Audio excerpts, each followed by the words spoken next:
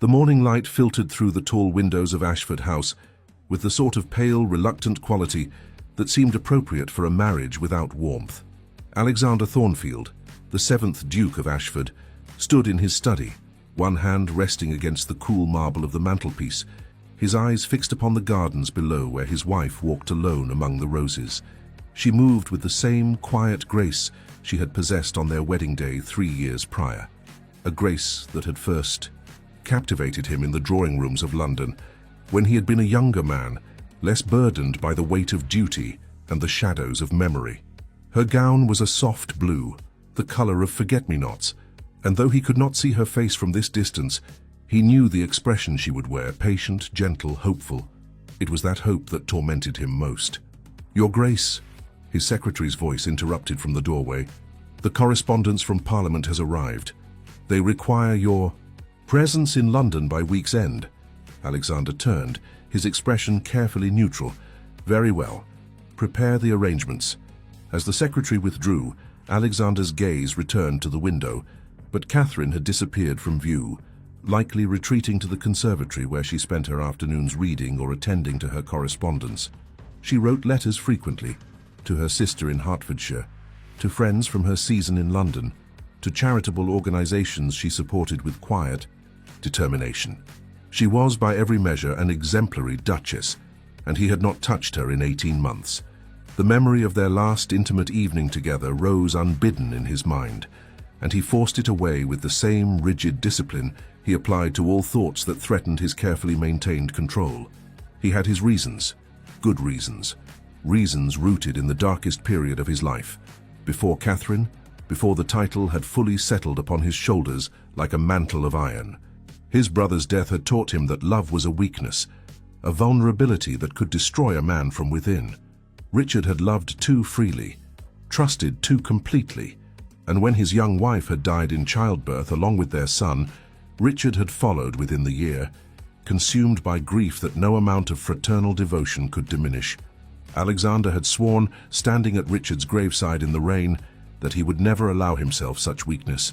He would marry as duty demanded. He would be respectful, honorable, kind, but he would not love. He would not allow that particular madness to take root in his heart. Catherine had seemed the perfect choice. Beautiful, yes, but more importantly, serene. She had accepted his proposal with a gentle smile and had never demanded more than he offered. Her family was respectable, her dowry appropriate, her temperament undemanding. He had believed, in his carefully calculated way, that their marriage would be one of mutual respect and comfortable distance. He had not anticipated the way she would look at him each morning across the breakfast table, as though he were not merely a duke, but a man worthy of tender regard. He had not anticipated the soft, "My love," she would murmur when she bid him good night, her hand lingering just a moment too long upon his sleeve.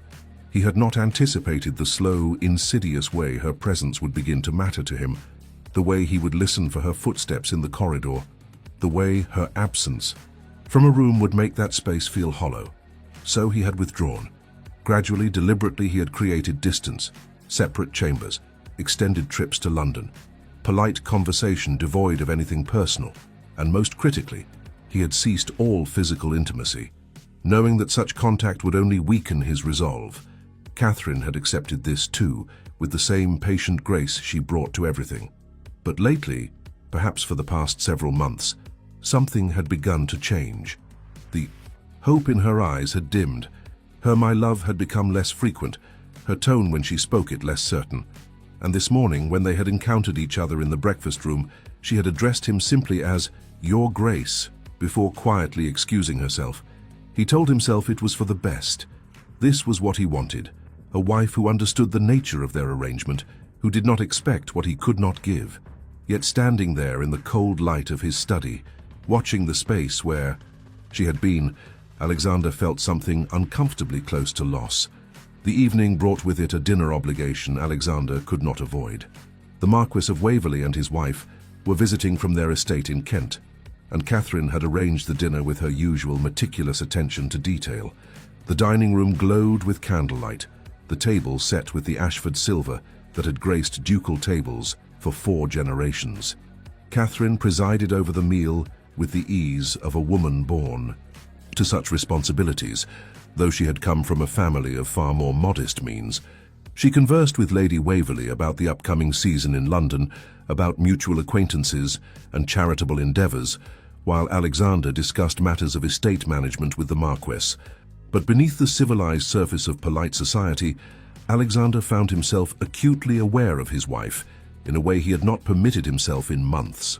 The candlelight caught in her dark hair, which she had arranged simply but elegantly.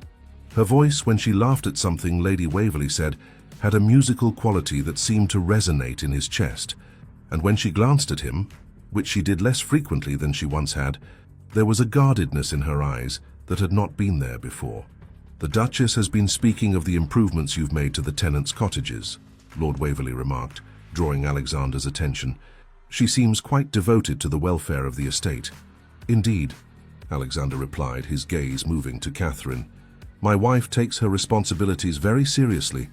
Catherine met his eyes across the table, and for a moment something flickered in her expression. A question, perhaps, or a challenge, but she merely inclined her head graciously.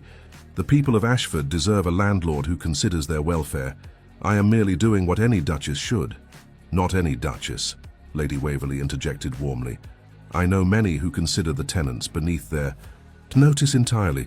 You're a credit to the title, my dear." Catherine smiled, but the smile did not quite reach her eyes. "You are kind to say so." After the meal, as was customary, the ladies withdrew to the drawing-room, while the gentlemen remained for port and cigars.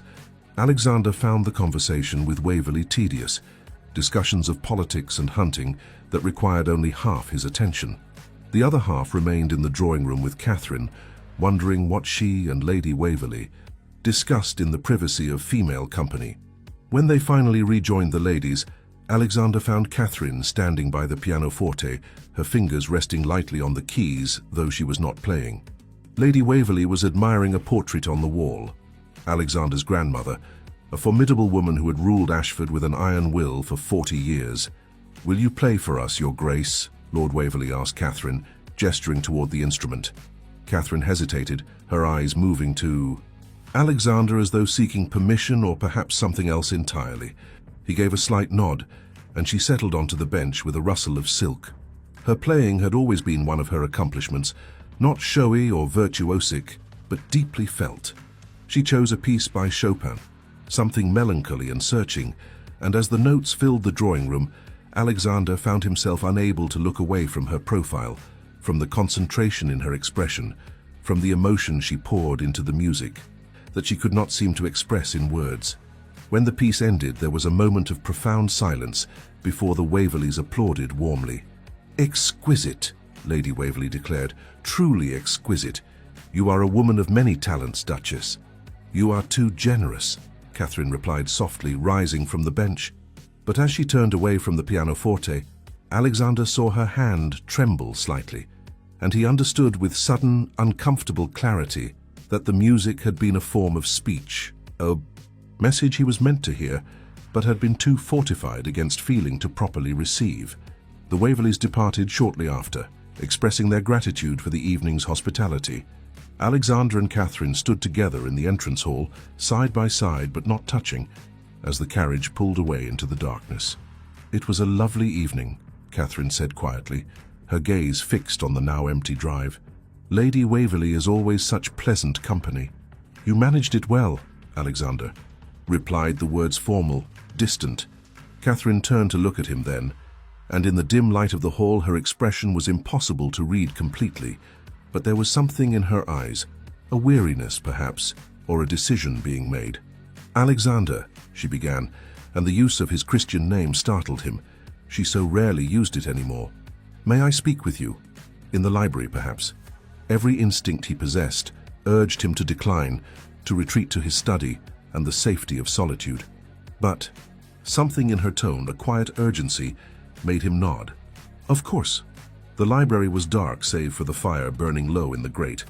Catherine moved to stand before it, her back to him, her silhouette outlined in gold and shadow. Alexander remained near the door, maintaining the distance he had so carefully cultivated. "I have been considering," Catherine began, her voice steady but soft. "The nature of our arrangement. Our marriage." Alexander's chest tightened. "Catherine, please," she interrupted gently, turning to face him. "Allow me to finish. I have been a dutiful wife, have I not? I have managed your household, attended to your tenants, represented the Ashford name with all the dignity it deserves. I have asked for very little in return." "You have been exemplary in every way," Alexander said, "and meant it." "Then I hope you will understand," Catherine continued, her hands clasped before her in a gesture that betrayed her nervousness. "When I tell you that I can no longer continue as we have been, I do not speak of separation or scandal. I merely mean that I must protect my heart from further injury. Catherine, I have never wished to injure you." "I know," she said, and there was a terrible kindness in her voice. "You have never been cruel, Alexander. You have never been anything but courteous and correct, and that perhaps is the greatest injury of all. To be treated with such careful indifference by one's own husband, to lie awake wondering what fault exists in oneself that makes one so undesirable." The words struck him like a physical blow. "You have no fault. The failing is entirely my own."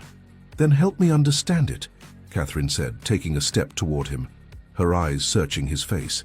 "Help me understand why you have built such walls between us.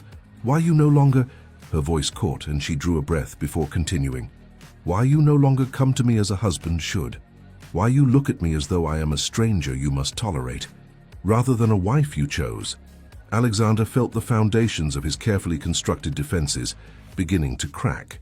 "There are reasons." "What reasons?" Catherine pressed, and now there was a tremor in her voice, a hint of the pain she'd been holding back for months. "What have I done that merits such coldness? What crime have I committed that warrants this exile from your affections?" "You have done nothing wrong," Alexander said, the words torn from him. "This is not about you. Catherine, it has never been about you." "Then what?" she whispered. "What stands between us that cannot be named?" For a long moment, Alexander stood frozen, caught between the need to speak and the terror of revelation. In the firelight, Catherine looked impossibly young, impossibly vulnerable, and he realized with a shock that ran through him like lightning that he had hurt her deeply, this woman who had only ever shown him kindness. "I cannot," he said finally, the admission raw. "I cannot give you what you ask. I cannot allow myself to feel what you wish me to feel." Something shifted in Catherine's expression. Understanding, perhaps, or the final fracture of hope. She nodded slowly, and when she spoke again, her voice was different, harder somehow, as though she had made a decision in that moment that would change everything. "Then I release you from any obligation to pretend," she said quietly. "I will continue to be your Duchess in all public matters, but I will no longer wait for something you cannot give. I will no longer call you my love, for we both know it is a lie." She moved past him toward the door, and Alexander found himself reaching out, his hand catching her arm. The first time he had voluntarily touched her, in longer than he could remember. She stopped, looked down at his hand, then up at his face. "Catherine," he began, but had no words to complete the thought. She gently extracted her arm from his grasp. "Good night, Your Grace," she said, and the formality of the address felt like a door closing forever. Then she was gone, her footsteps fading down the corridor, leaving Alexander alone in the library with the dying fire and the sudden, terrible understanding that he had just lost something irretrievable, though he had convinced himself he never wanted to possess it in the first place. He stood there for a long time, staring at the empty doorway, feeling for the first time in years the crack in the armor he had built around his heart. A crack through which something cold and desolate was beginning to seep. Fear, not of loving her, but of having pushed her away so effectively that she would never return. And in the silence of the library, with only the settling of embers to mark the passage of time, Alexander Thornfield, 7th Duke of Ashford, began to understand that his carefully constructed walls had become his prison, and he had locked himself inside just as his wife had finally stopped knocking at the door. The rain came. Before dawn, a persistent drumming against the windows of Alexander's study, where he had remained throughout the night, unable to contemplate returning to his chambers. He had not slept, but had instead sat in the leather chair that had belonged to his father, and his grandfather before him, staring into the darkness and remembering things he had spent 3 years trying to forget. Richard had been the golden son, the heir everyone loved, charismatic where Alexander was reserved, warm where Alexander was cautious. Richard had moved through the world with an ease that Alexander had never possessed. Their father had died when Alexander was 12 and Richard 15, and Richard had stepped naturally into the role of future duke, leaving Alexander to find his place in the shadows, a role he had accepted without resentment, for he had loved his brother deeply.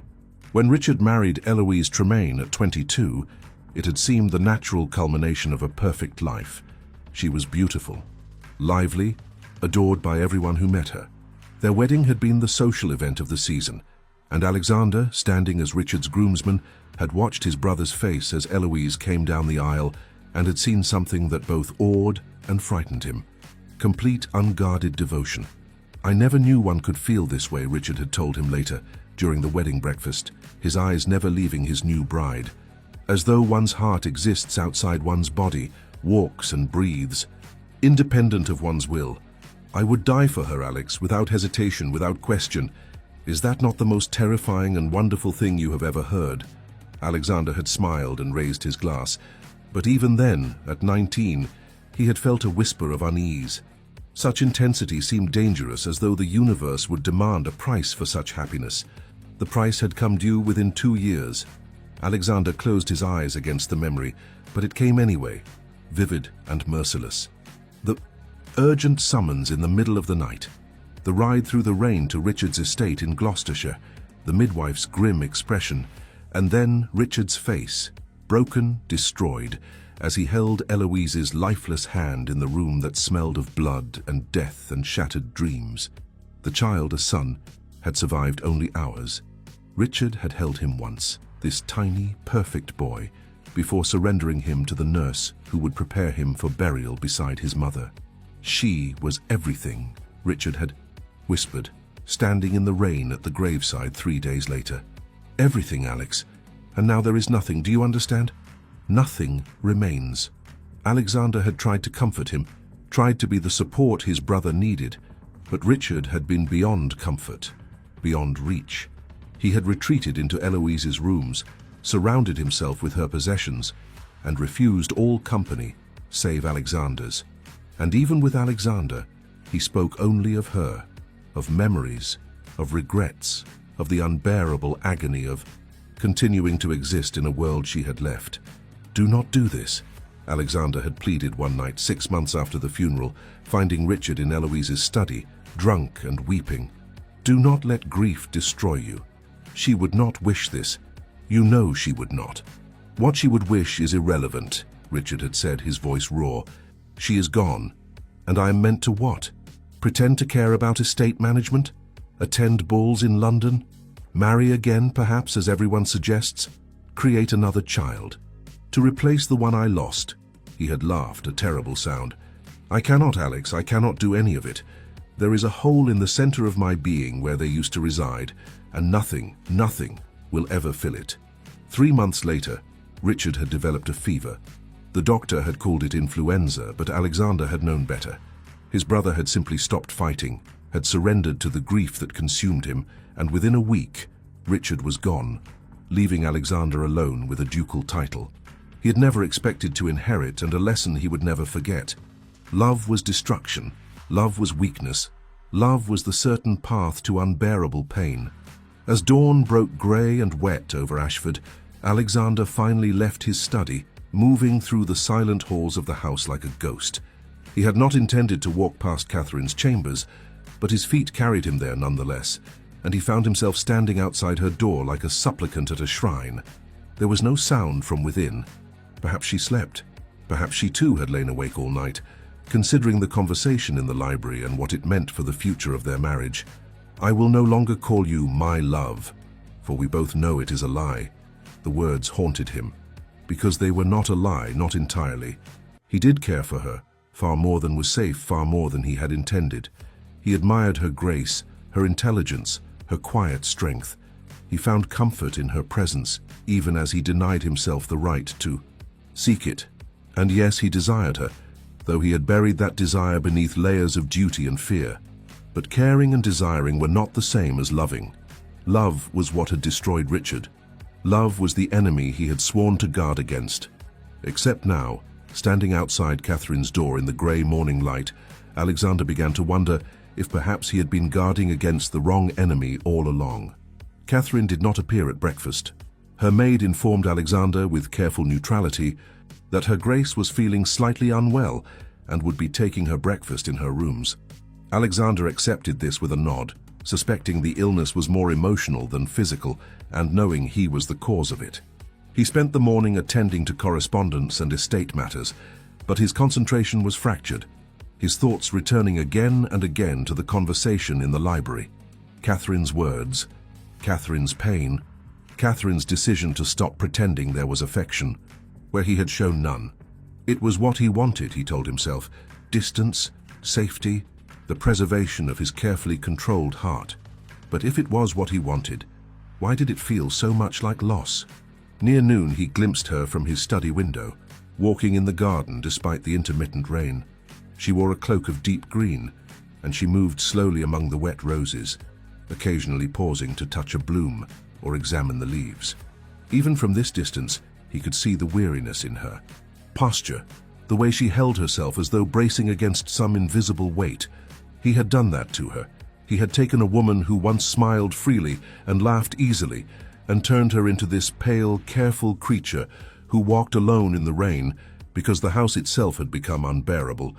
Alexander set down his pen and made a decision he immediately questioned but could not unmake. He would go to her. He would attempt, however inadequately, to explain.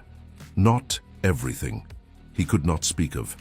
Richard could not excavate that pain even for Catherine, but something. Enough to help her understand that the fault lay in him, not in any inadequacy of hers. He took his coat and hat and descended to the garden, his heart beating with an unfamiliar rhythm that he recognized after a moment as nervousness. He could not remember the last time he had felt nervous approaching his own wife. Catherine did not hear him at first, so intent was she on examining a rose that had been damaged by the rain. When he spoke her name, she startled, turning to face him with wide eyes. "Your Grace," she said, and the formal address stung more than he had anticipated. "I did not expect you. May I walk with you?" he asked, aware that it was likely the first time in a year he had made such a request. She hesitated, then nodded, pulling her cloak more tightly around herself. They walked in silence for several moments, the only sounds the drip of water from leaves and the distant call of birds. Alexander searched for words, for some way to begin the conversation that would not immediately reveal too much. "I owe you an explanation," he said finally, the words stiff but sincere. "For my behavior, for the distance I have maintained between us." "You owe me nothing," Catherine replied quietly, her eyes fixed on the path ahead. "Our marriage is what it is. I was foolish to expect more." "You were not foolish," Alexander said, stopping and turning to face her. "You expected what any woman has the right to expect from her husband: affection, companionship, intimacy. The failure to provide these things is entirely mine." Catherine met his gaze, and he saw the careful guard she had erected, the protection she had finally learned to build around her own heart. "Why?" she asked simply. "If the failure is yours, then help me understand its origin. Are you repulsed by me? Do you harbor some secret affection for another? Is there a physical impediment you have been too proud to disclose?" "None of those things," Alexander said, the admission coming easier than he expected. "You are beautiful, Catherine. Impossibly so. And there is no other woman, has never been another woman since the day I chose you." "Then what?" she pressed, and there was a tremor in her voice now, the careful control beginning to crack. "What is it that makes touching me so abhorrent to you that you have not done so in a year and a half?" Alexander drew a breath, feeling the words rise up from some deep, protected place. "It is not abhorrent, it is terrifying." Catherine blinked, clearly not having expected this answer. "Terrifying? I do not understand." "To touch you," Alexander said, each word difficult, painful, "to allow myself to feel what such touch would inevitably create. It would be to surrender control I have maintained for years. It would be to make myself vulnerable in ways I swore I would never permit again." "Again?" Catherine repeated, seizing on the word. You speak as though you have loved before. Not I, Alexander said. My brother. And then, haltingly, with great difficulty, he told her. Not everything. He could not speak of finding Richard drunk and weeping, could not describe the emptiness in his brother's eyes during those final months, but enough. He told her of Richard and Eloise, of their happiness and its destruction, of the way grief had consumed his brother like a disease until there was nothing left to consume. I watched him die of love, Alexander said, his voice raw. I watched it destroy him as surely as any physical ailment, and I swore, standing at his grave beside Eloise's, that I would never allow myself such weakness. I would marry, I would fulfill my duty, but I would not love. I would not give another person that power over my existence. Catherine stood very still, rain beginning to fall again, dotting her cloak with darker green. When she spoke, her voice was gentle but firm. So, you chose to live only half a life, to protect yourself from potential pain by ensuring you would never feel true joy. Yes, Alexander admitted. And did it never occur to you, Catherine continued, that in doing so, you guaranteed your own suffering, that you traded the possibility of grief for the certainty of emptiness? Alexander had no answer for this, because of course it had occurred to him in the long nights alone in his study, in the moments when he heard her laugh from another room and felt something in his chest, contract with longing. But acknowledging that would be to acknowledge that his careful philosophy had been flawed from the start, that he had been a coward rather than wise, that he had hurt them both for nothing. I have made mistakes, he said finally. I can see that now. But Catherine, I do not know how to unmake them. I do not know how to become the husband you deserve. The mechanisms of protection I have built, they are so deeply entrenched that I do not know how to dismantle them. Catherine looked at him for a long moment, rain falling between them, and he saw in her eyes a complexity of emotions, anger, pain, pity, and perhaps something that might once have been love, but had been too battered to survive unchanged. At least now I understand, she said quietly. And perhaps that is enough. Perhaps knowing that the coldness came from fear rather than disdain makes it easier to bear. Catherine, I must go in, she interrupted, pulling her cloak more tightly around herself. I am quite wet, and the rain shows no sign of stopping. She moved past him toward the house, and Alexander felt the same desperate urge to reach for her that he had felt in the library. But this time he restrained himself, knowing that one brief touch would not begin to repair the damage he had done, that his sudden desire for connection was too little, too late. He watched her disappear into the house, a figure of green against the grey stone, and felt the rain soak through his coat, cold against his skin. And standing there in the garden they had walked together, Alexander realized with crystalline clarity that he had been a fool. He had believed he was protecting himself from loss by refusing to love Catherine. But in truth, he had been losing her every day in small increments through his own deliberate neglect, and now perhaps he had lost her entirely, not to death or tragedy, but to his own cowardice. The irony was so bitter he could taste it. In trying to avoid the fate of his brother, he had created his own form of grief, one that walked and breathed beside him, wore silk gowns and played Chopin with heartbreaking beauty, and no longer called him my love. He had been so certain that he understood the nature of suffering, that he had learned the essential lesson from Richard's tragedy. But he had been wrong. The lesson had never been to avoid love. It had been to recognize its value, to understand that some risks are worth taking because the alternative cares not safety but slow starvation of the soul. And by the time he had learned this truth, standing alone in the rain with the ghost of his brother's voice echoing in his memory, it might already be too late. The summons to London arrived 3 days later, as Alexander had known it would. Parliament required his attendance for a vote on new agricultural reform measures, and his presence was expected at several social engagements that accompanied the parliamentary session. Normally, Catherine would have accompanied him. A duchess was expected to maintain her place in society, but in the strained atmosphere that had settled over Ashford since their conversation in the garden, Alexander found himself uncertain whether to extend the invitation. He need not have worried. Catherine resolved the matter herself.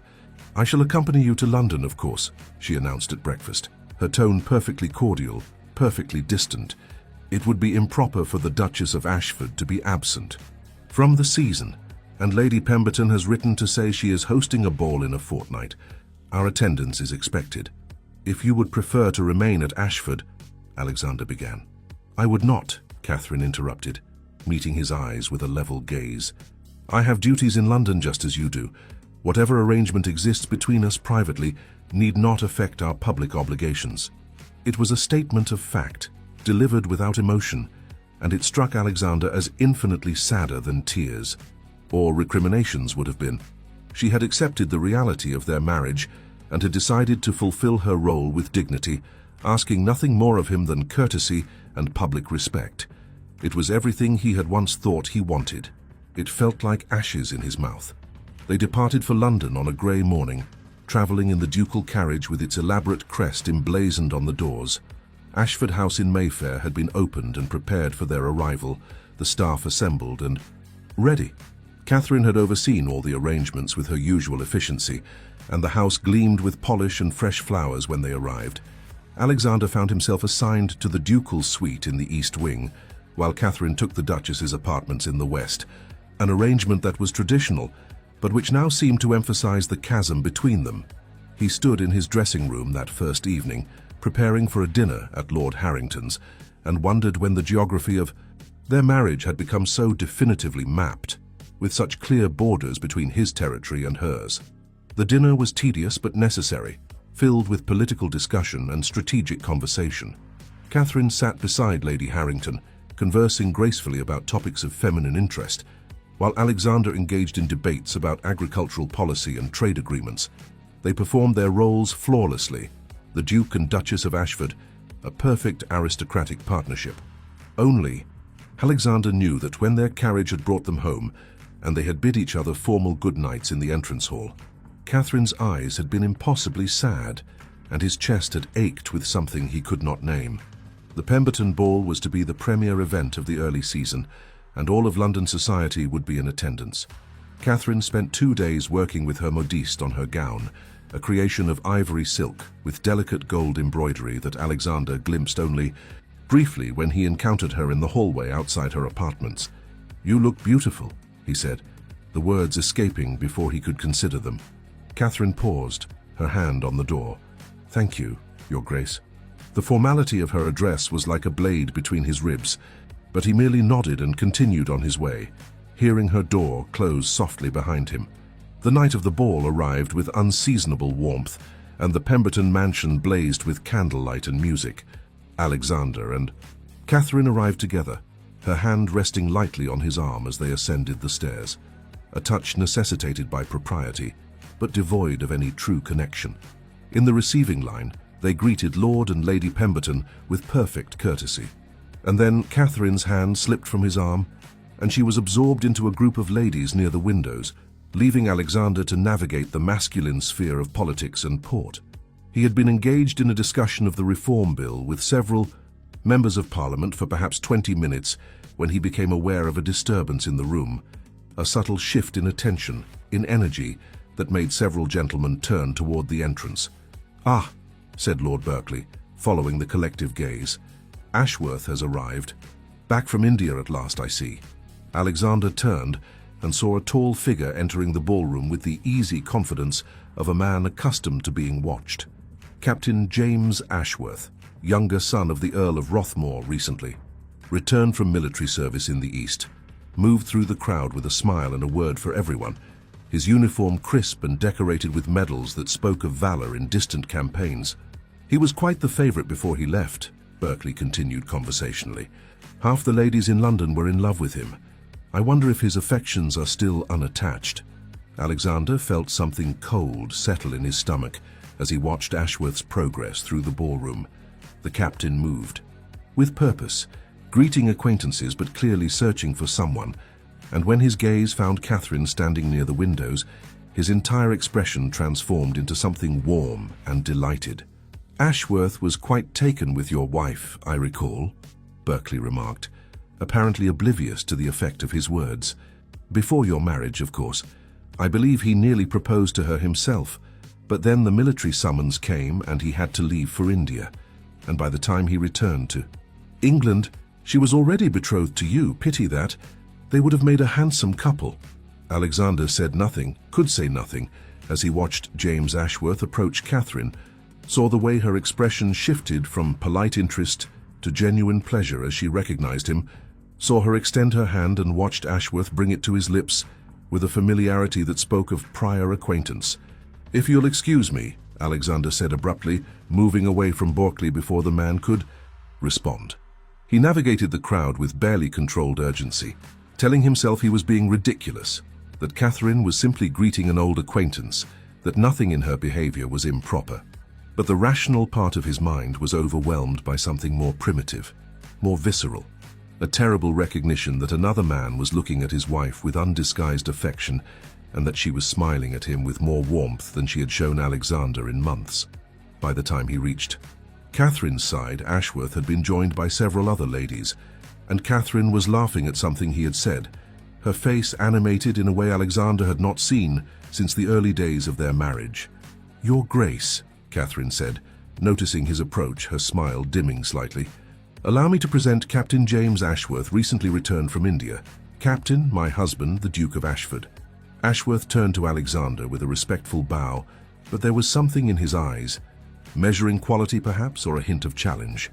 "Your Grace, it is an honor to make your acquaintance. I knew Her Grace slightly before her marriage, during her first season in London." "Indeed," Alexander said, his voice cooler than he intended. "My wife has many acquaintances from that period. Though none, I think, who hold her in higher regard than I do," Ashworth replied smoothly, his gaze returning to Catherine. "I was quite devastated to return from India and find that the most captivating woman of my acquaintance had married in my absence." Catherine laughed, a soft, musical sound. "You are as charming as ever, Captain. I trust India has not dimmed your considerable talent for flattery." "It is not flattery when it is truth," Ashworth said, and there was something in his tone, something sincere beneath the easy charm, that made Alexander's hands clench at his sides. "The captain is too kind," Catherine said, glancing at Alexander, perhaps sensing his tension. "He forgets that I am now a married woman, and such effusive compliments are no longer appropriate." "On the contrary," Ashworth replied, "marriage does not change truth, merely circumstance.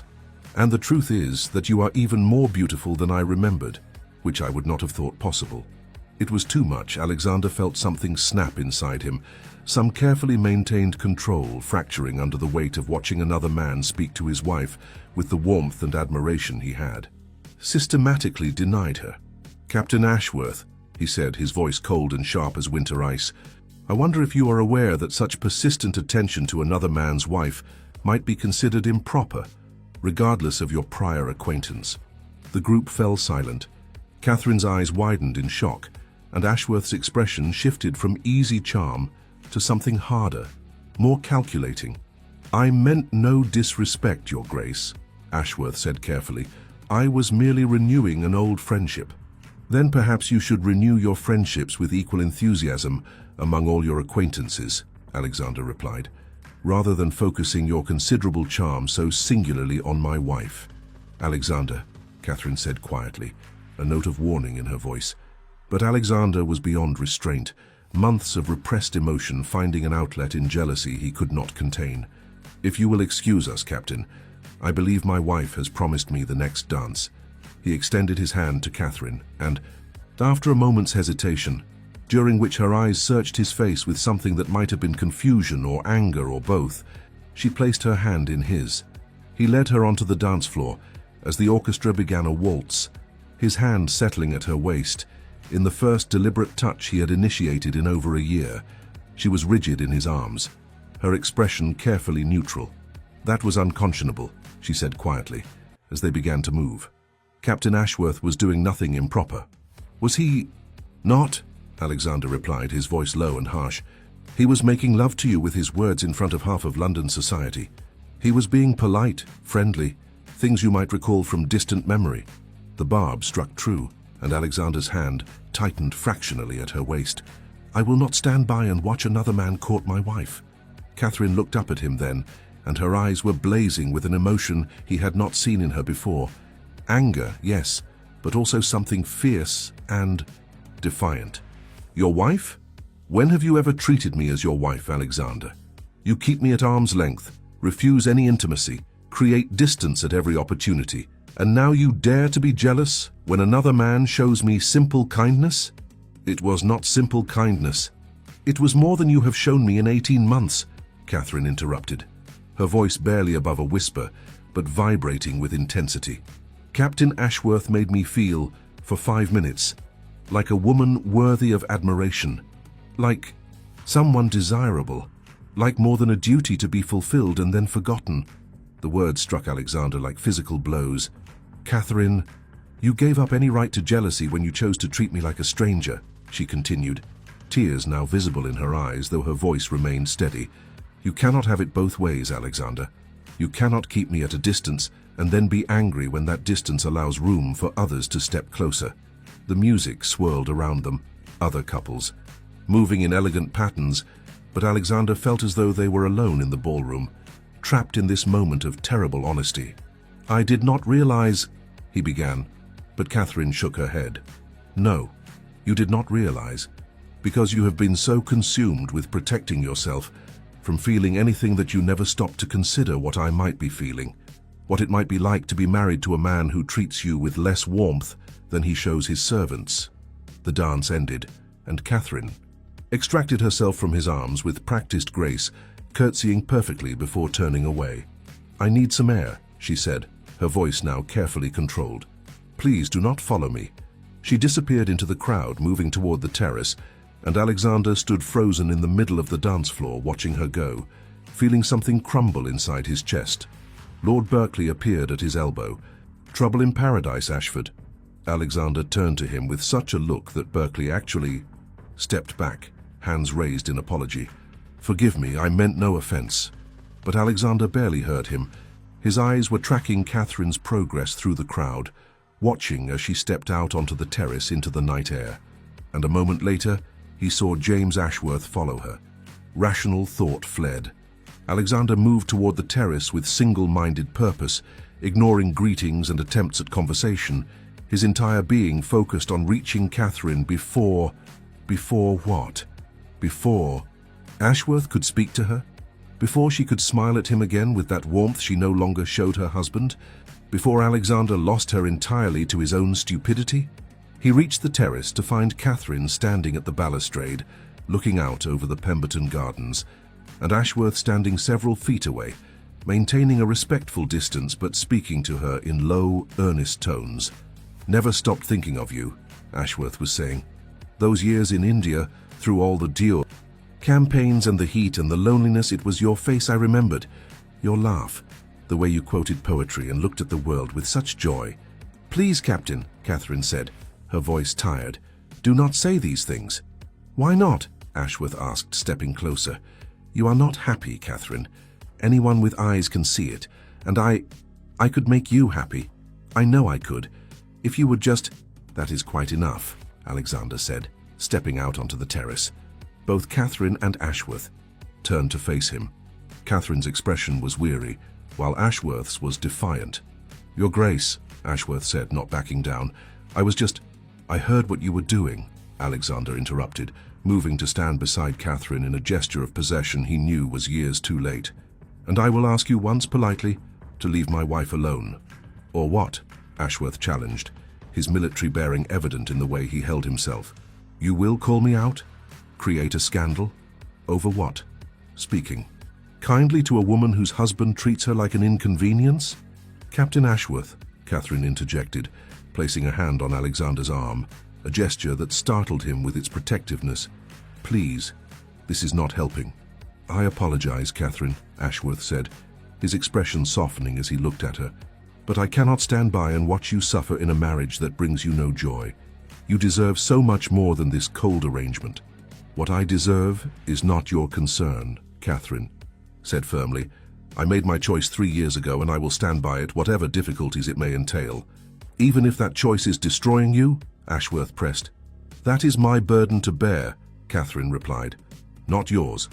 And I must ask you, as a gentleman, and as someone who claims to care for my welfare, to respect the vows I have made and the position I hold. I am the Duchess of Ashford. Whatever your feelings or mine may be, that fact cannot change." Ashworth stood silent for a long moment, and Alexander saw the man's jaw clench with frustration, but finally he bowed. To Catherine, not to Alexander. "As you wish," he said quietly. "But know that if you ever need anything, anything at all, you need only send word, and I will come.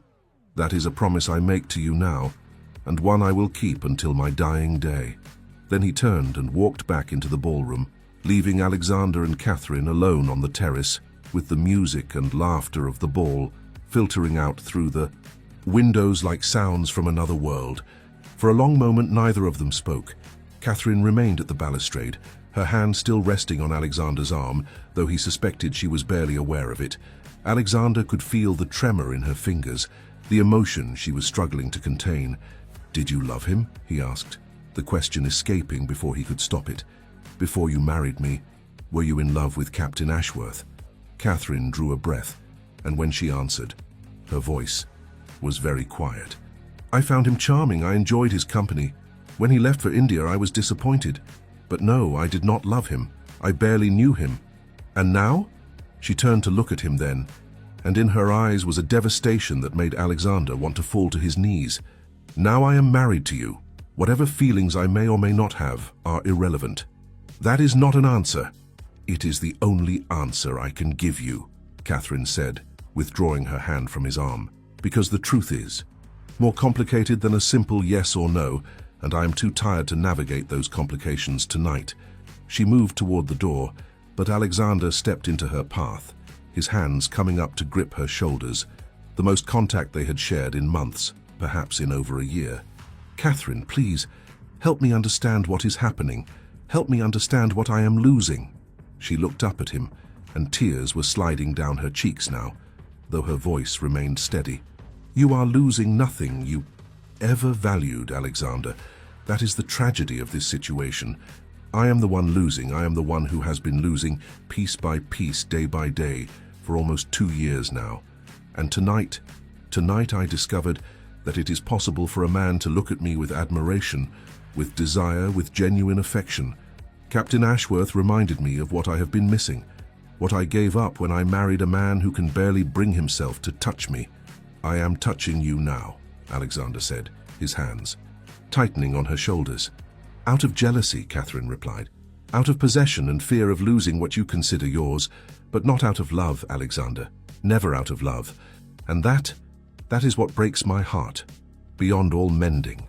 She pulled away from him then, and this time he let her go, watching as she disappeared back into the ballroom, leaving him alone on the terrace with the night air and the terrible understanding that she was right. He had touched her out of jealousy, out of the sudden fierce need to stake his claim in the face of another man's interest. But he had not touched her out of love, because he had spent 3 years denying himself that emotion, convinced it was weakness, when in truth it was the only thing that might have saved them both.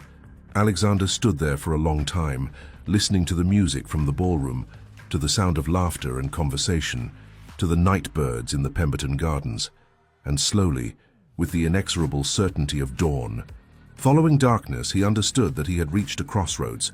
He could continue as he had been, maintaining his careful distance, protecting himself from the vulnerability of love. But that path led only to watching Catherine slip further away, to seeing her find comfort in the attention of other men, because her own husband was too afraid to give her what she needed. Or he could choose differently. He could face the terror that had paralyzed him for 3 years. He could risk the possibility of pain for the chance, however slim it might now be, of something real. The ghost of his brother whispered in his mind, Richard's voice from those terrible final months. "I would not trade a single day with her, Alex, not even knowing how it ends. The love was worth the loss. It will always be worth the loss." At the time, Alexander had thought his brother was mad with grief, speaking nonsense in his suffering. But now, standing alone on the Pemberton terrace with his marriage crumbling, around him Alexander wondered if perhaps Richard had understood something essential that he himself had missed. Perhaps the real tragedy was not in loving and losing, but in refusing to love at all. Perhaps the real cowardice was not in surrendering to emotion, but in hiding from it. Perhaps Alexander Thornfield, 7th Duke of Ashford, had been wrong about everything that mattered. And perhaps, though this thought terrified him most of all, it was not yet too late to change. But even as hope flickered tentatively to life in his chest, even as he considered the possibility of transformation, Alexander heard again Catherine's words. "You are losing nothing you ever valued." The question that haunted him as he finally returned to the ballroom, as he watched Catherine dance with Lord Pemberton and then with several other gentlemen, always graceful, always perfectly correct, always surrounded by admirers, was whether she would ever believe that he had come to value her. Whether there was any apology powerful enough, any demonstration sincere enough, to convince her that he had finally understood what he stood to lose. Whether a man could change so fundamentally, so completely, that he became worthy of a woman he had spent 3 years pushing away. And whether that woman, bruised and disappointed by years of rejection, would have any reason to believe in that change, or to give him the chance to prove it. The carriage ride back to Ashford House was conducted in absolute silence. Catherine sat on one side, Alexander on the other, the space between them filled with everything that had been said and everything that remained unspoken. The lamplight from passing streets flickered across her face, revealing nothing. She had perfected the art of aristocratic composure, and she wielded it now like armor. When they arrived home, Catherine ascended the stairs to her apartments without a word, without a glance back. Alexander stood in the entrance hall, listening to her footsteps fade, listening to her door close with a soft, final click that seemed to reverberate through the empty house. He did not sleep that night. Instead, he paced his chambers like a caged animal, wrestling with thoughts that refused to organize themselves into coherence. Every time he closed his eyes, he saw Catherine's face on the terrace, the tears, the resignation, the terrible weariness of a woman who had fought for something and finally surrendered. "You are losing nothing you ever valued."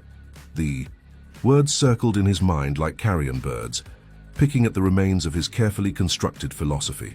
Because she was wrong, or rather, she had been right for so long, that his recent realization of her worth had come too late to matter. He had valued her. He had simply been too afraid to admit it, too committed to his strategy of emotional distance to acknowledge what she had come to mean to him. And now, Captain James Ashworth, a man with an honest heart and no fear of showing it, stood, ready to give Catherine everything Alexander had denied her. Morning came grey and cold, though it was technically spring. Alexander descended to breakfast to find Catherine already there, composed and distant, reading correspondence as she took her tea. She acknowledged his entrance with a slight nod but did not speak, and Alexander found himself uncertain how to bridge the chasm that had opened between them. "Catherine," he began, taking his seat, "about last evening. There is no need to discuss it," she interrupted, her voice perfectly modulated, perfectly polite. "We both said things in the heat of the moment. I propose we consider the matter closed." "I do not wish to consider it closed," Alexander said. "I wish to speak about what Captain Ashworth said to you, about what you said to me." Catherine set down her teacup with deliberate precision. "What purpose would that serve, Your Grace? We have established the nature of our marriage. Further discussion will only cause additional pain." "Perhaps some pain is necessary," Alexander said, surprised by his own words.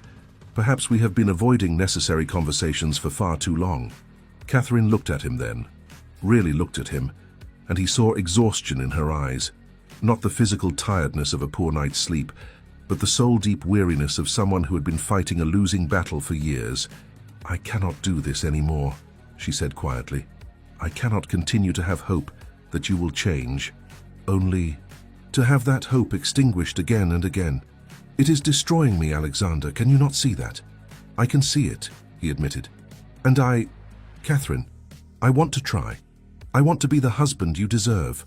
"You wanted to be that husband in the garden 3 days ago when you explained about your brother," Catherine said. "And yet here we are, nothing changed except that you have now added jealousy to the list of emotions you allow yourself to feel regarding me. Jealousy, but not affection. Possession, but not love. That is not fair." "Is it not?" Catherine challenged, and now there was steel in her voice, a strength he had not heard before. Tell me, Alexander, if Captain Ashworth had not appeared, if he had not shown me kindness and admiration, would you be here now claiming you want to try? Or would you still be safely behind your walls, content to maintain our polite, cold arrangement indefinitely? Alexander opened his mouth to protest, then closed it again, because the truth was complicated and damning. Ashworth's appearance had been a catalyst, yes, but the feelings Ashworth had awakened in Alexander, the jealousy, the fear of loss, had been building for months, for years, beneath the surface of his careful control. "I do not know," he admitted finally. "Perhaps you are right. Perhaps I needed to see you through another man's eyes to understand what I was refusing to see myself." "And that is supposed to comfort me?" Catherine asked, standing from the table. "That you only value me when you perceive a threat to your possession of me. That it took another man's interest to make you consider treating me as a wife rather than an obligation." "Catherine, please, no," she said firmly. "I will not do this. I will not allow you to decide in a moment of jealous panic that you suddenly wish to change the terms of our marriage, because in a week or a month, when Captain Ashworth has left London and the threat has passed, you will retreat again. You will return to your study and your careful distance, and I will be left even more broken than I am now. I give you my word." "Your word?" Catherine laughed, a bitter sound. "You gave me your word 3 years ago, Alexander. You stood before God and promised to love and cherish me. How has that word been honored?" The accusation hung in the air between them, unanswerable because it was true. Alexander had made vows, and he had kept only those that required nothing of his heart. "I was wrong," he said, the admission difficult but necessary. "I have been wrong about everything, but Catherine, I am trying." "Try with someone else," Catherine said, moving toward the door. "I am finished being the object of your attempts at reformation. I am finished hoping that you will become the man I need. I am simply finished." She left the breakfast room, and Alexander sat frozen, staring at the place where she had been, feeling something crack open inside him, not the careful crack of the previous days, but a complete fracture, a breaking that went to the core of who he was. She was finished. She had given up, and he had no one to blame but himself. The days that followed were a special kind of torture.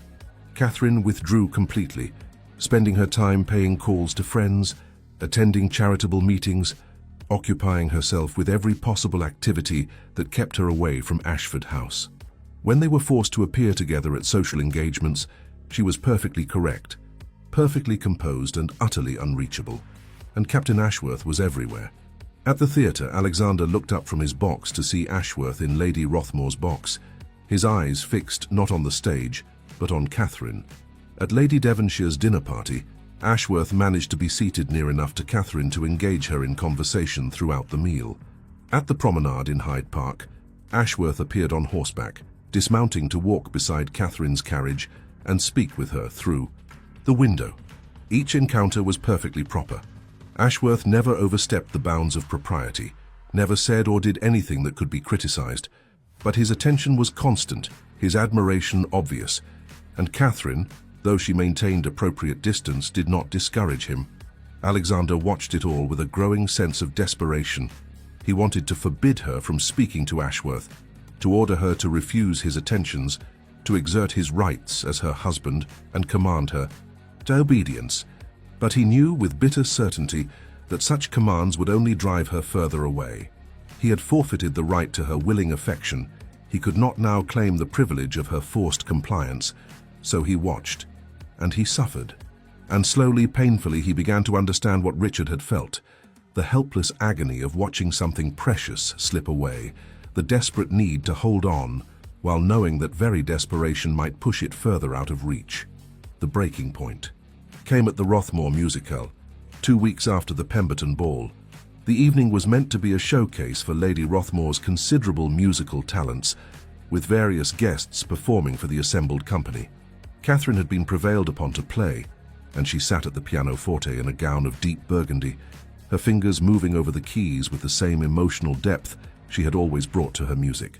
She chose Beethoven, the Pathétique Sonata, a piece of profound melancholy and yearning.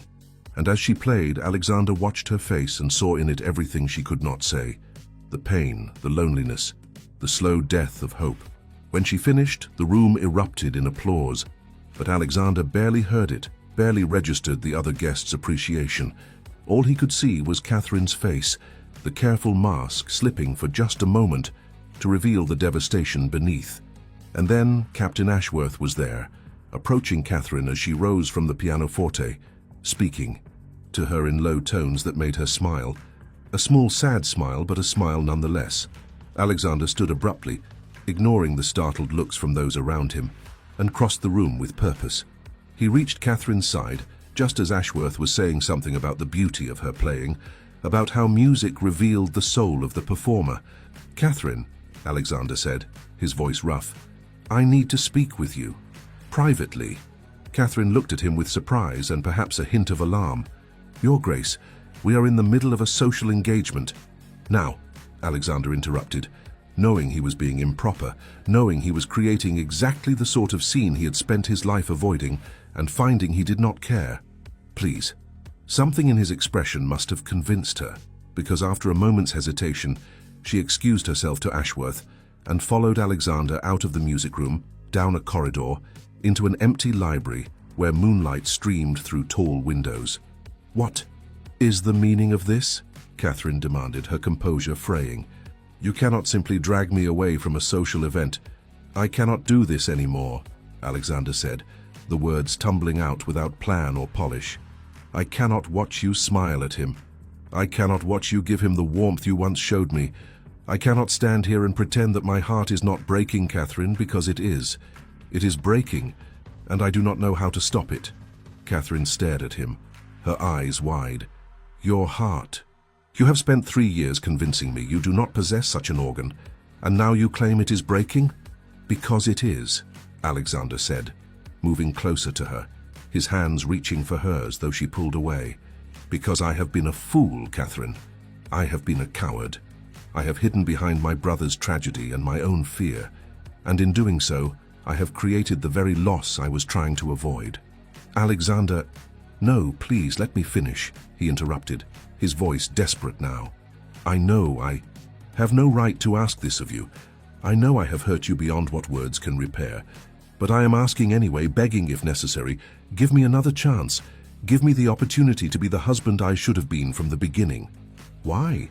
Catherine asked, and there were tears in her eyes now. "Why now, Alexander? Because of Captain Ashworth? Because another man has shown interest in what you have discarded? Because I am terrified of losing you," Alexander admitted, the words raw and honest. "Because I have watched you withdraw further every day, watched the light dim in your eyes, watched you stop calling me my love, and I have finally understood that I am losing the most precious thing I have ever possessed." "You never wanted to possess it," Catherine said, her voice breaking. "You never wanted me, not really. You wanted a duchess, a hostess, a figurehead, but you never wanted Catherine, the woman who loved you, who waited for you, who hoped every day that you might finally see her." "I see you now," Alexander said, and his own eyes were burning with tears he had not shed since Richard's funeral. "God help me, Catherine. I see you now, and I am terrified that I have realized it too late." Catherine stood very still, tears sliding down her cheeks, her hands clasped before her as though to keep them from trembling. "What you feel is not love, Alexander. It is fear of loss, which is not the same thing. You do not love me. You are simply afraid of being alone. Again, afraid of watching someone else slip away as your brother did." "You are wrong," Alexander said, and now he did close the distance between them, his hands coming up to frame her face, forcing her to look at him. "I have been falling in love with you since the day I married you, Catherine. I have simply been too much a coward to admit it, too afraid to allow myself to feel what I could no longer deny. If you loved me, you would have touched me," Catherine whispered. "You would have come to me in the night. You would have held me when I wept, kissed me when I smiled. You would have been my husband in more than name." "I know," Alexander said, his thumbs brushing away her tears even as his own fell unchecked. "I know, and I have no excuse that will satisfy you. I can only tell you that I was afraid of needing you, afraid of the power you would have over me if I allowed myself to love you completely, and that fear has cost me everything." Catherine closed her eyes, fresh, tears escaping. It is too late, Alexander. Too much has been broken. I do not have the strength to rebuild what you have spent 3 years destroying. Then do not rebuild it, Alexander said desperately. Let me be the one to fight for this marriage, to prove that I have changed. I know I have no right to ask. No, you do not, Catherine interrupted, pulling away from him, putting distance between them once more. You do not have the right to decide, in a moment of panic, that you suddenly wish to change everything. You do not have the right to ask me to open my heart again when you have proven repeatedly that you will only hurt me. Catherine, please, I need time, she said, her voice firm despite the tears. I need time away from you, away from London, away from all of this. I'm going to my sister's in Hertfordshire tomorrow, and I am going alone. No, Alexander said, the word torn from him. Catherine, if you leave now, if I stay, I will lose myself entirely. Catherine said, and now her voice was steady, resolved. I will lose what little remains of my self-respect, of my dignity. I need distance, Alexander. I need to think clearly, without your presence confusing everything. And if I follow you? Alexander asked, though he already knew the answer. If you follow me, I will refuse to see you, Catherine said. I mean this, Alexander. I need you to respect this one request, to give me this one thing. Let me go. Let me have space to breathe, to decide what I want from what remains of my life. And Ashworth? Alexander asked, the question bitter on his tongue. Catherine met his eyes, and in hers was a complex mixture of pain and anger, and something that might have been pity. Captain Ashworth is not your concern. My friendship with him, whatever form it may take, is not your concern. You gave up the right to dictate my friendships when you chose to be a husband in name only. He wants more than friendship, Alexander said. He wants you, Catherine. He has made that abundantly clear. And perhaps I want someone who wants me, Catherine replied, the words deliberate and cutting. Perhaps I am tired of being married to a man who treats me like an inconvenience. Perhaps Captain Ashworth's honest affection is preferable to your jealous possession. The words struck Alexander like physical blows, and he actually staggered back a step. You would leave me for him. I do not know what I will do, Catherine said wearily. That is why I need time to think, to feel, to decide what I can bear and what I cannot. But I do know that I cannot continue as we have been. Something must change, Alexander. Either you must truly change in ways that last beyond this moment of crisis, or I must accept that our marriage is a failure and determine how to proceed from that truth. She moved toward the door, and this time Alexander did not try to stop her, knowing that to do so would only prove what she had already accused him of, that his desire to keep her was about possession, not love. Catherine, he said as her hand reached for the door handle. She paused but did not turn around. I do love you, he said, his voice breaking on the words. I know you do not believe it. I know I have given you no reason to believe it, but it is true, and I will spend whatever time it takes, months, years, the rest of my life, proving it to you, if you will only give me the chance. Catherine stood silent for a long moment, her back still to him, her hand on the door. When she finally spoke, her voice was so quiet he almost could not hear it. That is what I am afraid of, Alexander, that you do love me, or could love me, but that your love comes too late, that the damage is too deep to heal, the trust too shattered to rebuild, and that we will both spend the rest of our lives mourning what might have been had you been brave enough to love me when it mattered. Then she opened the door and was gone, leaving Alexander alone. In the moonlit library, with the echo of her words and the ruins of his carefully constructed life, he sank into a chair, his head in his hands, and for the first time since Richard's funeral, Alexander Thornfield wept, great wrenching sobs that shook his entire frame.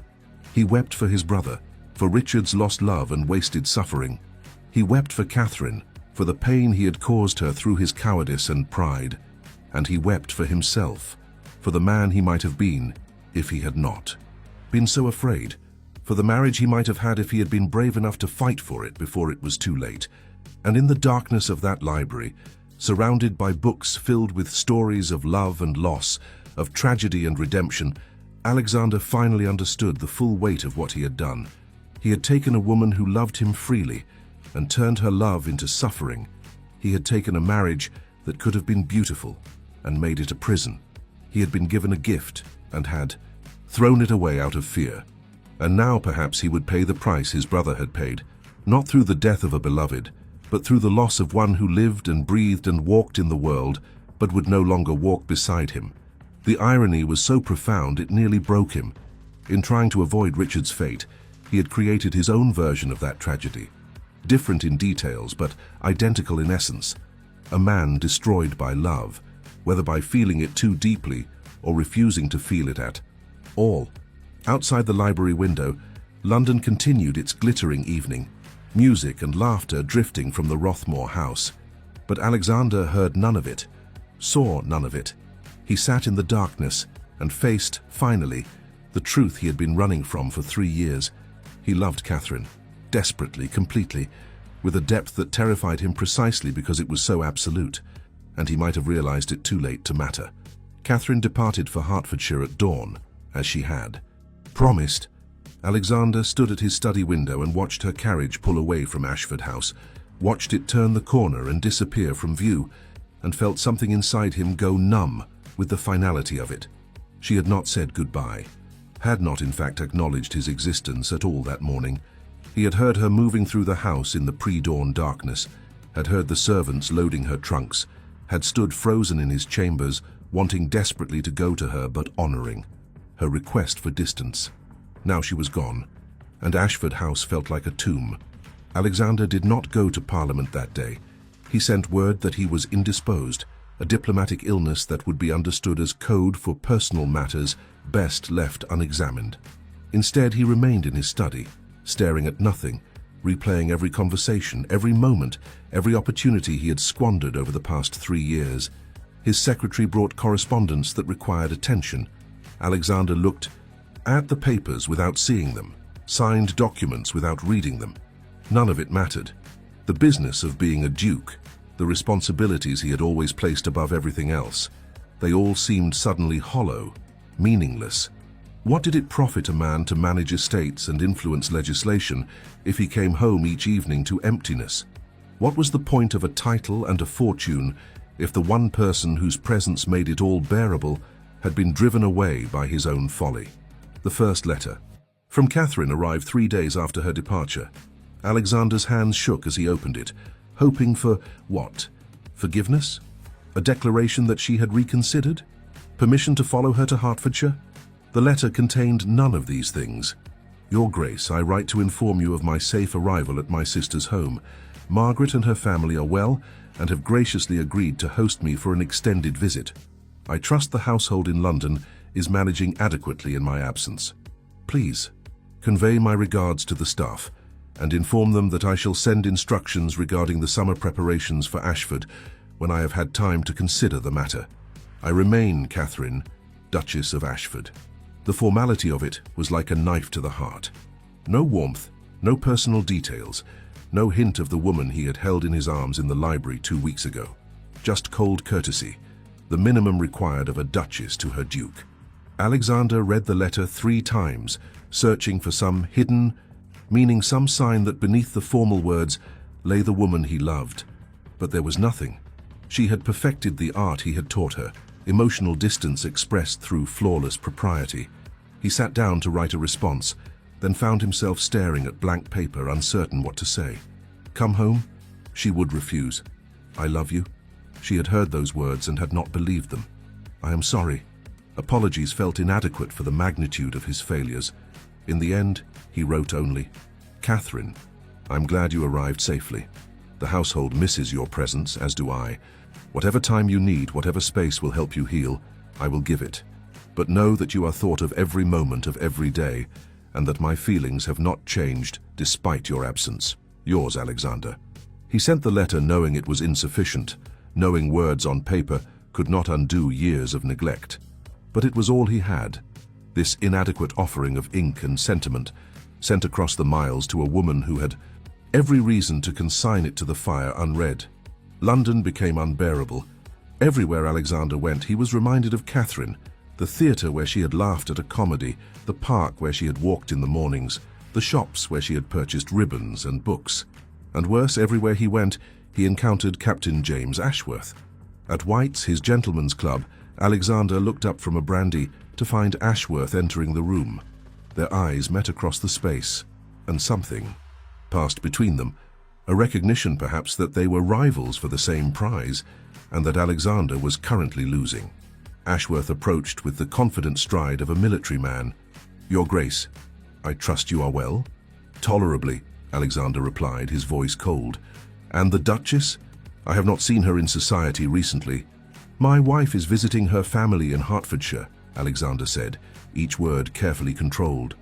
"Ah," Ashworth said, and there was something in his expression, satisfaction perhaps, or calculation. "I hope she is finding the country air restorative. London can be rather stifling." "What do you want, Ashworth?" Alexander asked bluntly, abandoning pretense. Ashworth sat down across from him without invitation, his posture relaxed but his eyes sharp. "I want you to understand something, Your Grace. I am not your enemy. I have no desire to create scandal or to damage your reputation." "How magnanimous," Alexander said bitterly. "But," Ashworth continued, ignoring the sarcasm, "I love her. I have loved her since I first met her 5 years ago, before she ever knew you existed, and I believe, no, I know, that I could make her happy in ways you have proven unwilling or unable to do." "You know nothing of my marriage," Alexander said, his voice dangerously quiet. "I know what I see," Ashworth replied. "I see a woman who flinches when you touch her. I see a woman who no longer smiles in your presence. I see a woman who looks at you with the kind of sadness that comes from hope repeatedly denied." "And you think you can repair that damage?" Alexander challenged. "I think I would never have caused it in the first place," Ashworth said. "I think I would have cherished her from the first day, rather than spending years treating her like an obligation. I think I would have made our marriage a partnership of affection rather than a prison of duty." Alexander's hands clenched on his glass, but he forced himself to remain calm. "If you believe Catherine would welcome an affair, you understand her even less than you claim I do. She is a woman of honor and principle. She would never betray her vows, regardless of her feelings." "I have no intention of asking her to betray her vows," Ashworth said. "But neither am I going to simply disappear because you have suddenly decided, after 3 years of neglect, that you cannot bear to lose her. What then do you intend?" Ashworth leaned forward, his expression serious.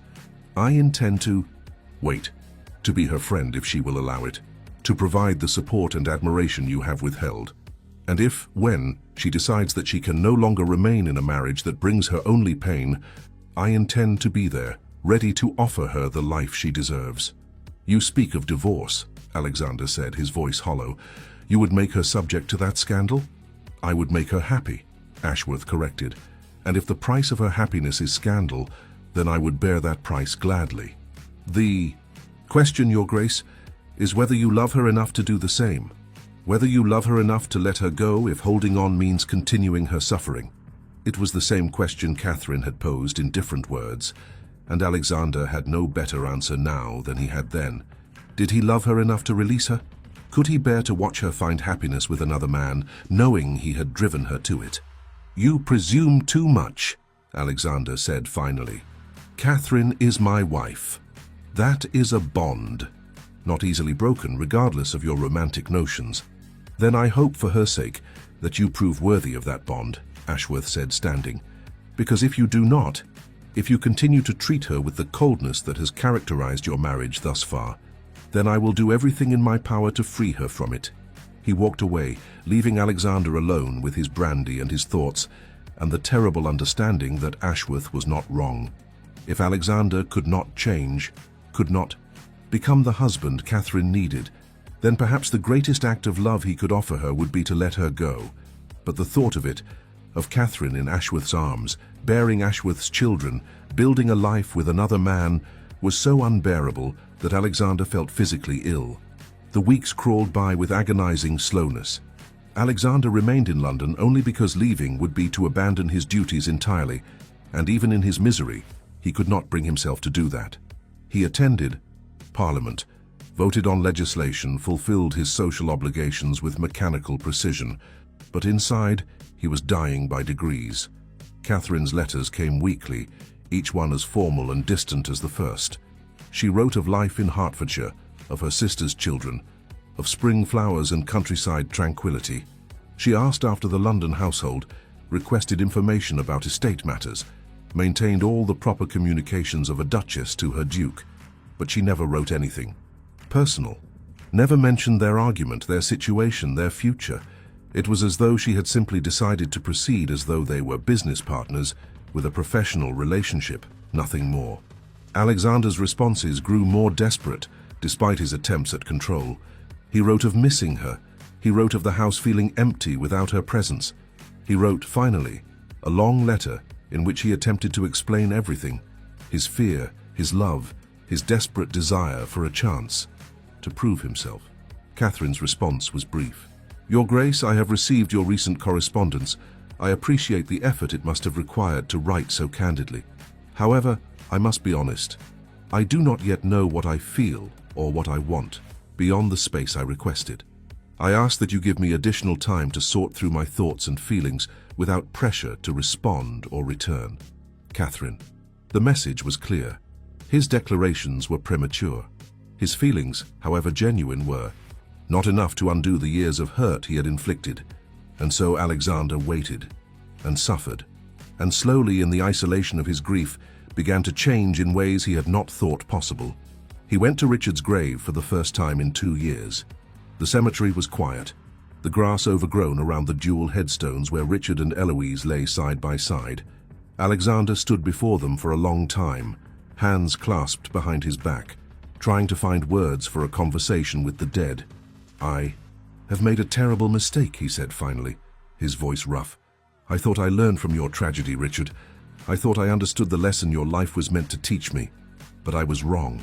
The wind moved through the trees, carrying with it the scent of spring earth and growing things. "You loved completely and you lost everything," Alexander continued, "and I thought the answer was never to love at all, never to give another person that power over my happiness. I thought I was being wise, protecting myself and those around me, but I was just a coward, Richard. I was so afraid of feeling what you felt that I refused to feel anything at all." He knelt, his hand resting on the cold marble of his brother's headstone. "And now I am losing Catherine, not to death but to my own stupidity, and I finally understand what you tried to tell me in those last months, that the love was worth the loss, that to have known Eloise, to have loved her, was better than never having risked that." Vulnerability. Tears ran down his face unchecked. "I wish you were here," Alexander whispered. "I wish I could ask your advice, beg your forgiveness for misunderstanding everything you tried to teach me. You were not weak for loving Eloise. You were the bravest man I ever knew, and I have been the coward all along."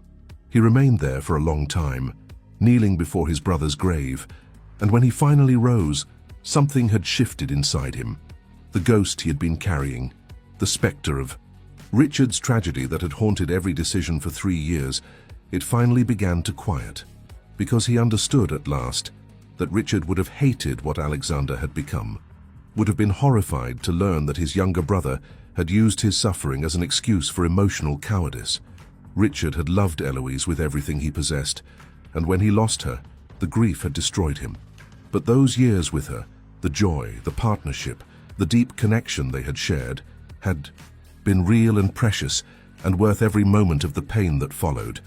Alexander had none of those memories to sustain him.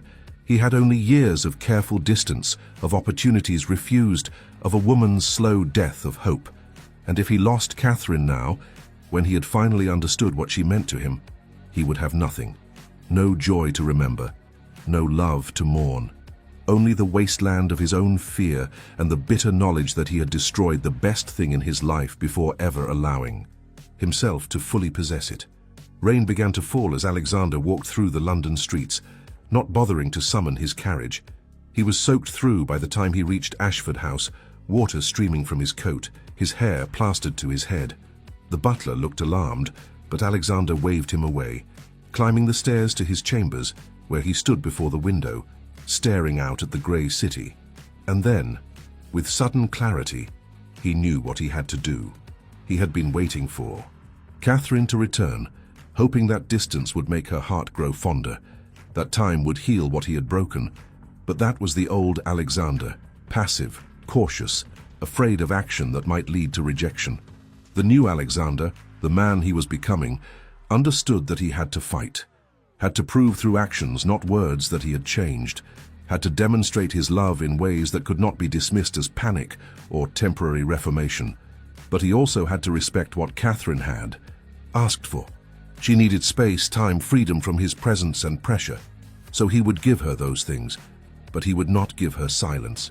He would not give her the impression that his feelings were temporary, that his love would fade with absence. He would write to her, not demanding responses, not pressuring her to return, but writing honestly, openly, about everything he should have said years ago, about his feelings, his regrets, his hopes, about who he had been and who he was becoming. He would court her through letters, as he should have courted her in person from the beginning. And if she never responded, if she eventually wrote to say she wanted a separation, or had chosen Ashworth, or simply could not forgive him, well, at least he would know he had fought. At least he would know he had finally been brave enough to be vulnerable, to risk his heart, to love her the way she deserved to be loved. It was terrifying. It went against every instinct he had cultivated for 30 years. But it was also the only path forward that had any chance of redemption. So Alexander sat at his desk, lit a candle against the gathering darkness, and began to write. My dearest Catherine, I know you asked for space, and I'm honoring that request by remaining in London while you are in Hertfordshire. But I hope you will permit me this. Letters in which I tell you all the things I should have said years ago, all the feelings I should have expressed when they first took root in my heart. Today I went to Richard's grave. I have not been there in 2 years, have avoided it because I convinced myself that remembering my brother's tragedy would strengthen my resolve to avoid his fate. But standing there today, I finally understood what a fool I have been. Richard loved deeply and he lost everything. But those years with Eloise were not wasted. They were the best years of his life, and if he could have chosen, knowing how it would end, I believe he would have chosen exactly the same path. Because the love was real, Catherine, the joy was real, and that made the pain worth bearing. I have had no such joy with you, and that is entirely my fault. I have kept you at a distance, denied us both the happiness we might have shared, all out of fear, and now I face the very loss I was trying to avoid, but without any beautiful memories to sustain me through it. I'm writing to tell you that I love you, not because I am afraid of losing you, though I am, not because another man has shown interest in you, though that forced me to confront truths I was avoiding, but because it is true, has been true for longer than I allowed myself to admit, and will continue to be true regardless of what you decide about our future. I love the way you move through a room, graceful and purposeful. I love the way you play the pianoforte, pouring emotion into music in ways I could never express in words. I love your kindness to the servants, your devotion to the tenants, your quiet strength that I mistook for acquiescence. I love you, Catherine, and whether or not you ever return to me, whether or not you can forgive the years I wasted, I want you to know this truth. You are loved, deeply, completely, irrevocably. I will write again tomorrow and the next day, and for as many days as it takes to convince you that this is not temporary reformation, but permanent transformation, that the man who hurt you is learning finally to be the man who deserves you. Yours always, Alexander. He sealed the letter and sent it that evening before he could reconsider, and then he returned to his desk and began another, knowing that words alone would never be enough, but hoping that perhaps, if he was honest enough, vulnerable enough, persistent enough, she might begin to believe that his change was real, that his love was worth a second chance, that what they had destroyed together might somehow be rebuilt. Outside his window, the rain continued to fall on London, washing the streets clean, and Alexander wrote into the night, pouring his heart onto paper in a way he had never allowed himself to do in person. It was terrifying, it was necessary, and it was perhaps already too late, but he had to try. The letters went out daily, each one sealed with Alexander's personal crest, each one carried by special courier to ensure they reached Catherine in Hertfordshire without delay. Alexander wrote them late at night, when the house was silent and there was nothing to distract him from the raw honesty he was attempting to capture on paper. He wrote about his childhood, about growing up in Richard's shadow and learning to retreat into reserve as a form of self-protection. He wrote about his father's death, about assuming responsibilities too young, and building walls to protect himself from vulnerability. He wrote about watching Richard and Eloise fall in love, about the mixture of joy and fear he had felt witnessing such complete devotion. He wrote about the day he met Catherine, about how her smile had struck him with unexpected force, about how he had almost walked away from the introduction because something in her eyes had warned him she could be dangerous to his carefully maintained control. He wrote about their courtship, brief and formal, and how he had convinced himself that his attraction to her was manageable, containable, about their wedding day, when she had looked at him with such hope and he had felt the first real tremor of fear that perhaps he had miscalculated, that perhaps this woman would not be content with the distant marriage he had planned. He wrote about their wedding night. This letter was the most difficult, the most vulnerable, because it required him to admit truths he had hidden even from himself. He described how he had felt touching her, how her responsiveness had terrified him with its intensity, how he had realized in those intimate hours that she had the power to undo him completely, and how, in the days that followed, he had begun his retreat, carefully constructing distance to protect himself from the depth of feeling she evoked. "I told myself I was being wise," he wrote. "I told myself I was protecting us both from the tragedy that had consumed my brother. But the truth, Catherine, is that I was simply afraid. Afraid of how much I wanted you. Afraid of how much I was beginning to need your presence, your smile, your good opinion. Afraid that if I allowed myself to love you fully, I would lose myself in that love, would become vulnerable in ways I had sworn never to permit. So I withdrew. Deliberately, systematically, I created the cold marriage that has caused you so much pain. And I told myself it was noble, this sacrifice of immediate happiness for long-term protection. I told myself I was being rational, mature, wise. I was none of those things. I was simply a coward." He wrote about specific moments, times when he had wanted to reach for her and had forced himself to remain distant. Mornings when her "good morning, my love" had made his chest ache with longing he refused to acknowledge. Evenings when he had stood outside her door, wanting to go to her, and had instead returned to his cold, solitary chambers. He wrote about the 18 months of complete physical separation, about how that had begun not as a planned strategy, but as a gradual withdrawal that became permanent. About how each day of distance had made the next day easier, until weeks became months, and months became a year, and he had almost convinced himself that the ache in his chest was normal, manageable, bearable. It was not bearable, he wrote. "I was dying, Catherine, as surely as Richard died after losing Eloise. But I was dying by inches, over years, in a tragedy of my own creation. And I did not even realize it until I saw you with Captain Ashworth and understood, finally, what I stood to lose." He wrote about the Pemberton ball, about the jealousy that had consumed him watching another man make her smile, about their confrontation afterward, about her words that had shattered his carefully constructed philosophy, about the days since her departure, about the emptiness of Ashford House without her, about how every room echoed with her absence. "I'm not asking you to return," he wrote in one letter. "I'm not asking you to forgive me, or to believe that I have changed, or even to read these letters if doing so causes you pain. I am simply telling you the truth, Catherine. I am laying my heart bare in a way I should have done 3 years ago, in a way I was too afraid to do then, but I'm too desperate not to do now. I love you. I will always love you. And whether you return to me or choose a life without me, I want you to know that truth. I want you to understand that your worth is not diminished by my failure to recognize it, that you are extraordinary, beloved, deserving of every happiness.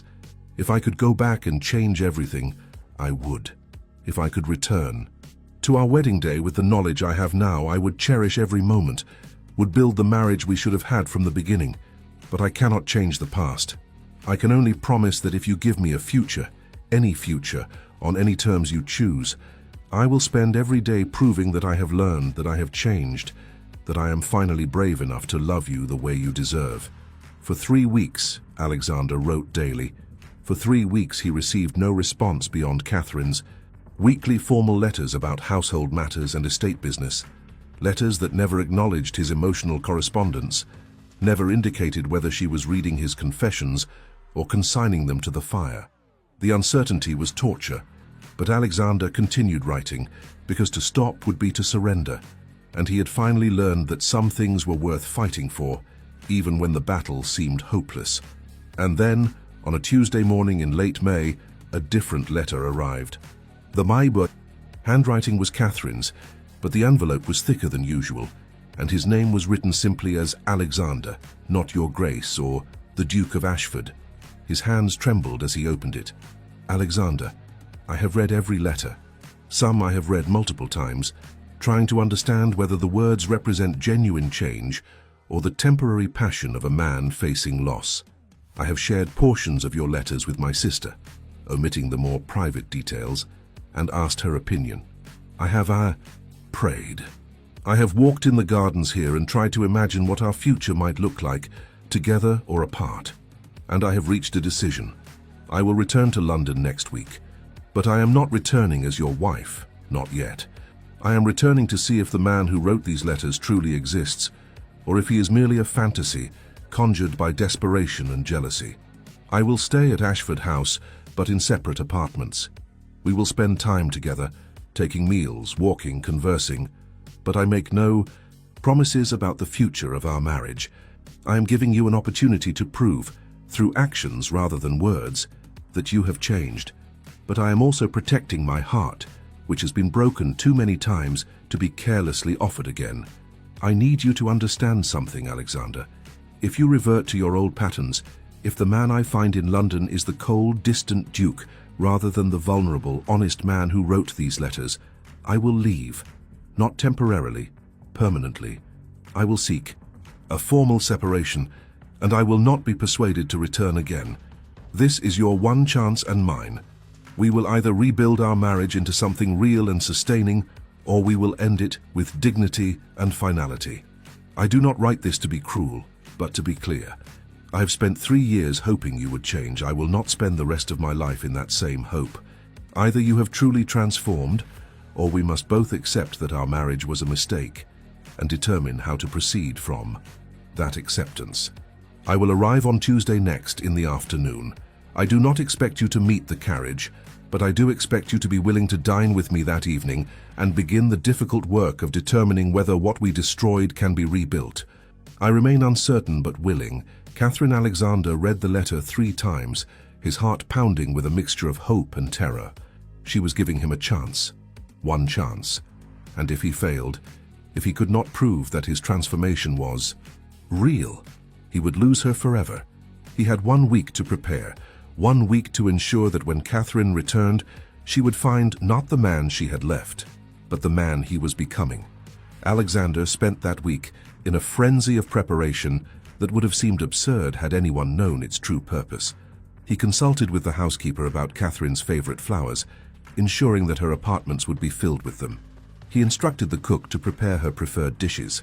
He went through her rooms himself, something the Duke of Ashford had never done in his entire tenure, and noticed things he had been blind to before. The books on her shelves were well worn, read and reread, poetry mostly, and novels of romance and adventure. He took note of the authors, the titles, thinking he might read them himself to better understand her mind. Her writing desk held correspondence with friends and family, carefully organized. He did not read the letters, that would be a violation, but he noticed how many there were, how much effort she put into maintaining connections he had never encouraged her to cultivate. On her dressing table was a miniature portrait of her parents, both deceased now, and a small sketch of her sister's children. Family she loved, family he had never made effort to know beyond the most cursory social obligations. He found, tucked in the back of a drawer, a handkerchief embroidered with his initials, something she must have made early in their marriage, a gift never given because the distance between them had grown too wide for such intimate offerings. The sight of it made him sink onto her bed, the handkerchief clutched in his fist, overcome with the weight of all he had squandered. But he could not dwell in regret. He had to focus on the future, on the man he needed to become. He went to jewelers and looked at rings, thinking perhaps a gift would speak what words could not. But each piece seemed inadequate, too material, too easy.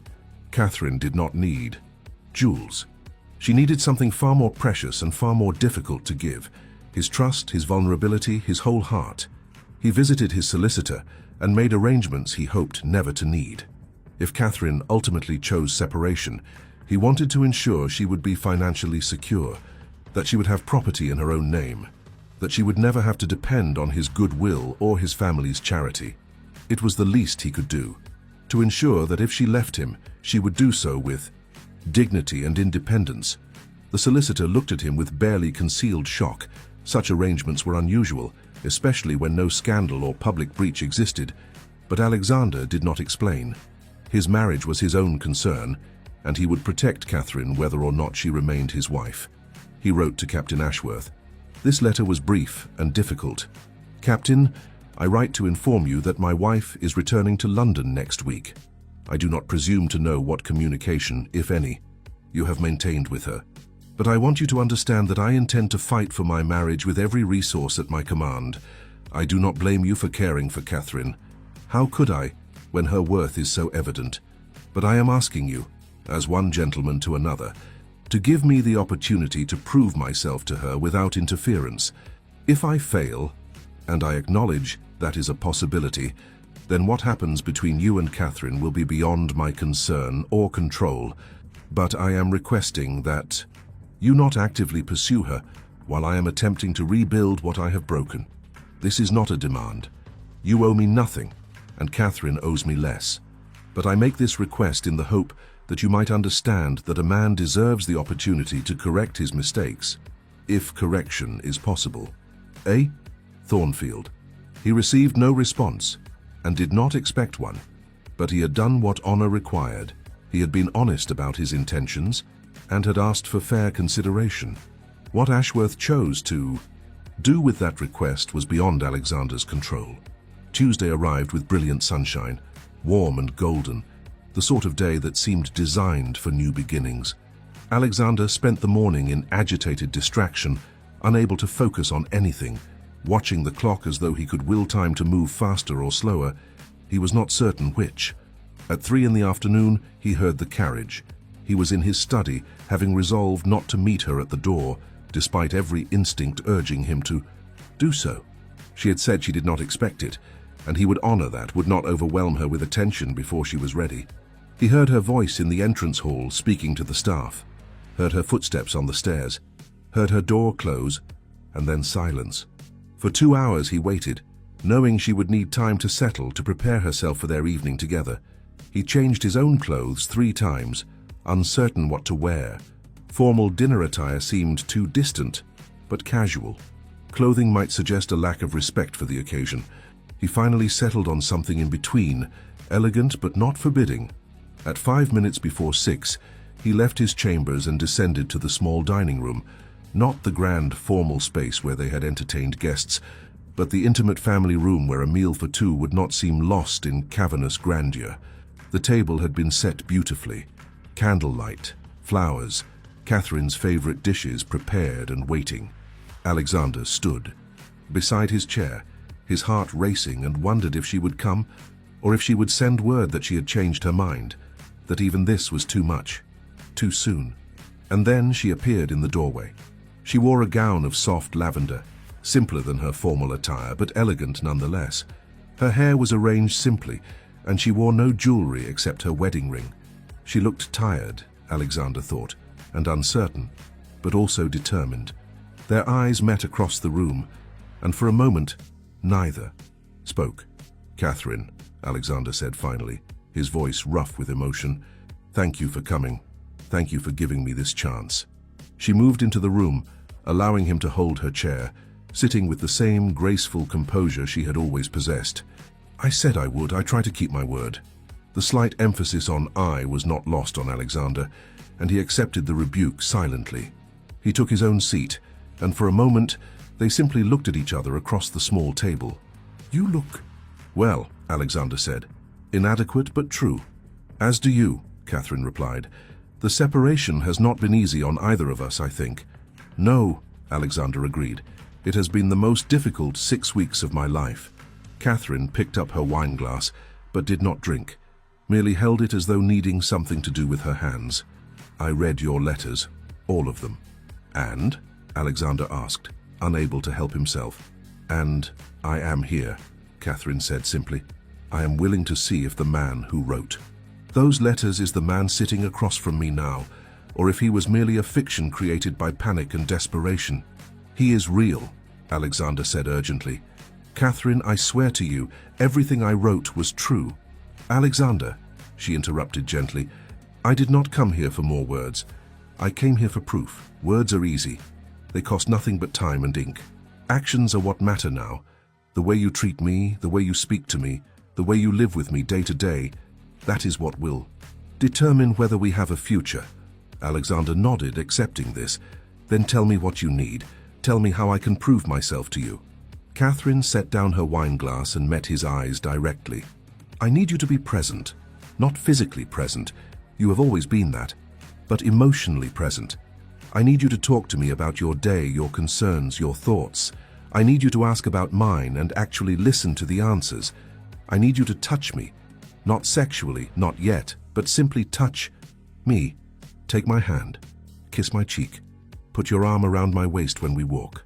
All the casual intimacies of marriage that you have denied us. I can do that, Alexander said. I want to do that. And I need you to let me into your heart, Catherine continued, her voice steady but her eyes revealing the difficulty of what she was saying. I need you to stop protecting yourself from me. Stop building walls. Stop treating your feelings as weaknesses to be hidden. I need you to be vulnerable with me. Alexander, because without that vulnerability we will never have more than a polite arrangement. And if I fail? Alexander asked quietly. If old habits assert themselves, if I retreat without meaning to? Then you must let me call you on it, Catherine said. You must accept correction, accept honesty even when it is uncomfortable. We will both need to be honest about what we are feeling, what we are struggling with. No more silence, no more assumption that the other person understands. We must talk, Alexander, about everything. I agree, Alexander said and meant it. I will do everything you ask. But Catherine, he paused, gathering courage, then reached across the table, his hand extended palm up in invitation. Catherine looked at his hand for a long moment, and Alexander's heart pounded, wondering if she would reject even this simple gesture. Then, slowly, she placed her hand in his. The touch was electric. Alexander felt it like lightning through his entire body. The warmth of her skin, the delicate bones of her fingers, the slight tremor that suggested she was not as composed as she appeared. He closed his hand around hers gently, carefully, as though she were something precious that might break if mishandled. I love you, he said quietly. I know I have said it in letters, but I want you to hear it now, face to face. I love you, Catherine. I have loved you for longer than I allowed myself to admit, and I will love you for the rest of my life, whether you ultimately choose to stay with me or not. Catherine's eyes filled with tears, but she did not look away. I want to believe you. I want to believe that this time is different, that you have truly changed. But Alexander, I am afraid. I'm afraid of hoping again, of trusting again, only to have you retreat into your walls and leave me alone once more. Then let me prove it, Alexander said, his thumb stroking across her knuckles in a gesture of tenderness that felt both terrifying and right. However long it takes, whatever I need to do, let me show you that I am not the man I was, that I can be the man you need. They sat there for a long moment, hands joined across the table, candlelight flickering between them, the food growing cold on their plates, and then Catherine squeezed his hand gently before withdrawing hers. Let us eat, she said softly, and you can begin by telling me about your days while I was gone. Not the formal accounting you would give a business associate, but the truth. What you felt, what you thought, how you spent your time, so Alexander told her, about the visit to Richard's grave, about the hours spent in her apartments trying to understand her better, about the letters he had written late at night when he could not sleep for missing her. He told her about his conversation with Ashworth at the club, about the solicitor's visit, about the preparations he had made for her return. And Catherine listened, really listened, her eyes on his face. Her expression softening gradually as he spoke. When he fell silent, she nodded slowly. That is good, she said. That is a beginning. They finished their meal with easier conversation, Catherine told him about her time in Hertfordshire, about her sister's family, about the countryside in spring. It was the sort of conversation they should have been having for 3 years, and Alexander drank in every word, every detail, trying to learn her in ways he had never allowed himself to do before. When the meal ended, Alexander walked her to the staircase. At the bottom of the stairs, Catherine paused and turned to face him. "Thank you for this evening," she said formally. "May I—" Alexander hesitated, then forced himself to continue. "May I kiss you goodnight? On the cheek, nothing more, just a gesture of affection." Catherine considered this for a moment, and Alexander held his breath, prepared for rejection. But then she nodded slightly. "Yes, you may." Alexander stepped closer, his hand coming up to gently cup her cheek. Her skin was soft, warm, and he could feel her pulse fluttering beneath his fingertips. He leaned in slowly, giving her every opportunity to change her mind, and pressed his lips softly to her cheek. It was chaste, innocent, the sort of kiss a husband might give his wife 1,000 times over the course of a marriage. But for Alexander, it was profound. The first deliberate, affectionate touch he had allowed himself in years, and it made his chest ache with how much he had denied them both. "Good night, Catherine," he whispered against her skin. "Good night, Alexander," she replied, and there was something in her voice, not warmth, not yet, but perhaps the possibility of warmth to come. She ascended the stairs, and Alexander watched until she disappeared from view, then stood in the entrance hall for several minutes, his fingers touching the place where his lips had touched her skin, marveling at how something so simple could feel so monumental. It was a beginning, a tentative, fragile beginning, but it was more than he had dared to hope for. And as he returned to his own chambers that night, Alexander understood that the real work was only now starting. That one good evening did not undo 3 years of damage. That Catherine's willingness to try did not guarantee success. But for the first time in longer than he could remember, Alexander felt something that had been absent from his life for years: hope. The days that followed established a new pattern. They breakfasted together each morning, took walks in the park in the afternoons, dined together in the evenings. Gradually, carefully, they began to rebuild what had been destroyed. Alexander told her things he had never shared with anyone, about his childhood insecurities, about the pressure of becoming a duke, about his fears and doubts. And Catherine slowly began to share her own inner life, her loneliness in the early years of their marriage, her attempts to win his affection, her gradual acceptance that those attempts were futile. Some of these conversations were painful. There were moments when Catherine would say something about how his behavior had hurt her, and Alexander would feel the weight of his failures pressing down on him like a physical force. But he had promised honesty, promised vulnerability, and so he did not defend himself or retreat. He simply listened, accepted, and apologized when apologies were appropriate. And gradually, so gradually, he almost did not notice it happening. Catherine began to soften toward him. She laughed at something he said over breakfast one morning, a genuine laugh rather than a polite acknowledgement of humor. She took his arm without being asked when they walked in the park. She lingered after dinner one evening, sitting with him in the library and reading while he attended to correspondence, simply sharing space in comfortable silence. 3 weeks after her return, Alexander woke early and, on impulse, went to the garden and cut an armful of roses, her favorite flower, the same roses she had been examining in the rain on the day they had argued months ago.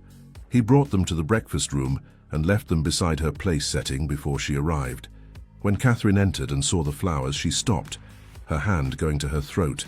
"You remembered," she said quietly. "I remember everything about you," Alexander replied. "I simply had not allowed myself to act on those memories before."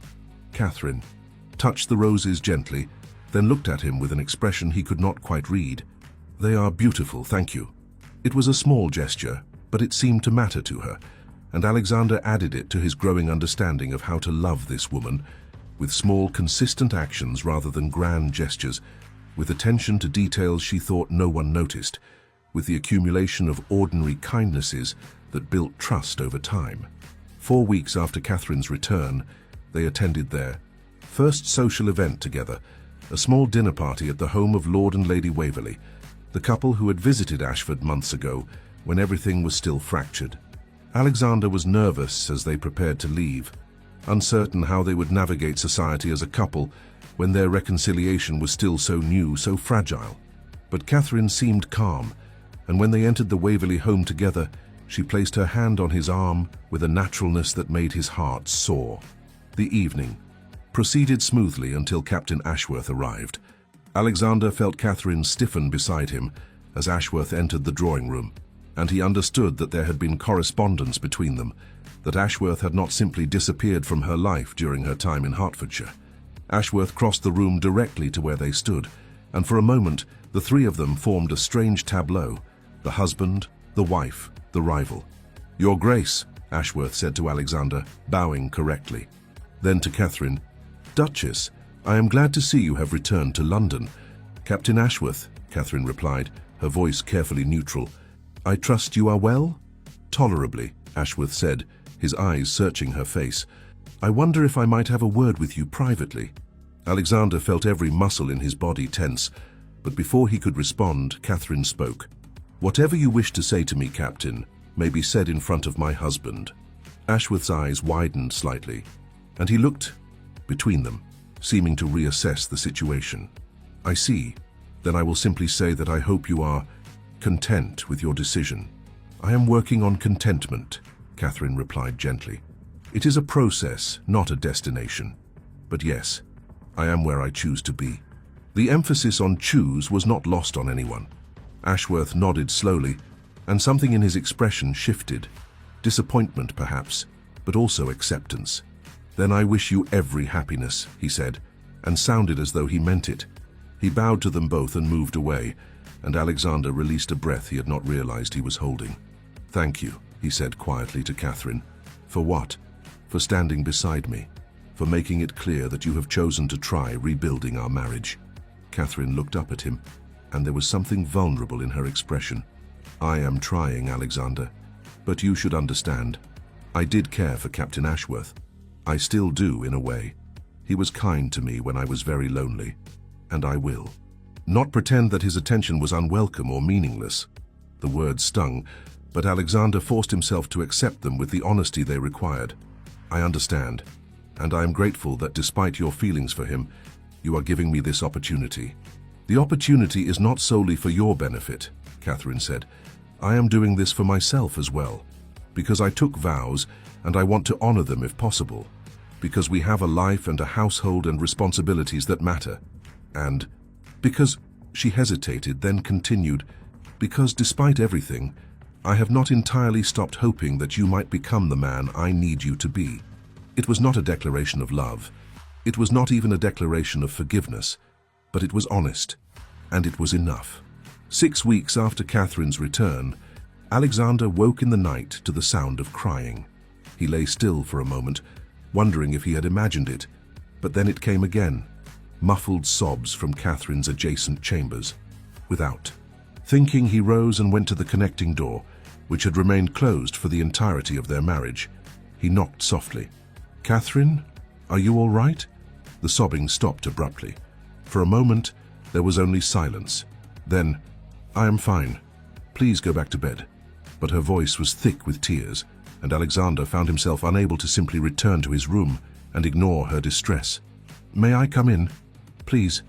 Another long pause. Then, "Very well." Alexander opened the door to find Catherine sitting up in bed, her face wet with tears, her arms wrapped around herself. Moonlight streamed through the windows, illuminating her pale face and the evidence of her grief. "What is it?" Alexander asked, moving into the room but keeping a respectful distance. "What has upset you?" "It is nothing," Catherine said, wiping at her face. "A nightmare. It will pass." "Tell me about it," Alexander urged gently. "Please, let me help if I can."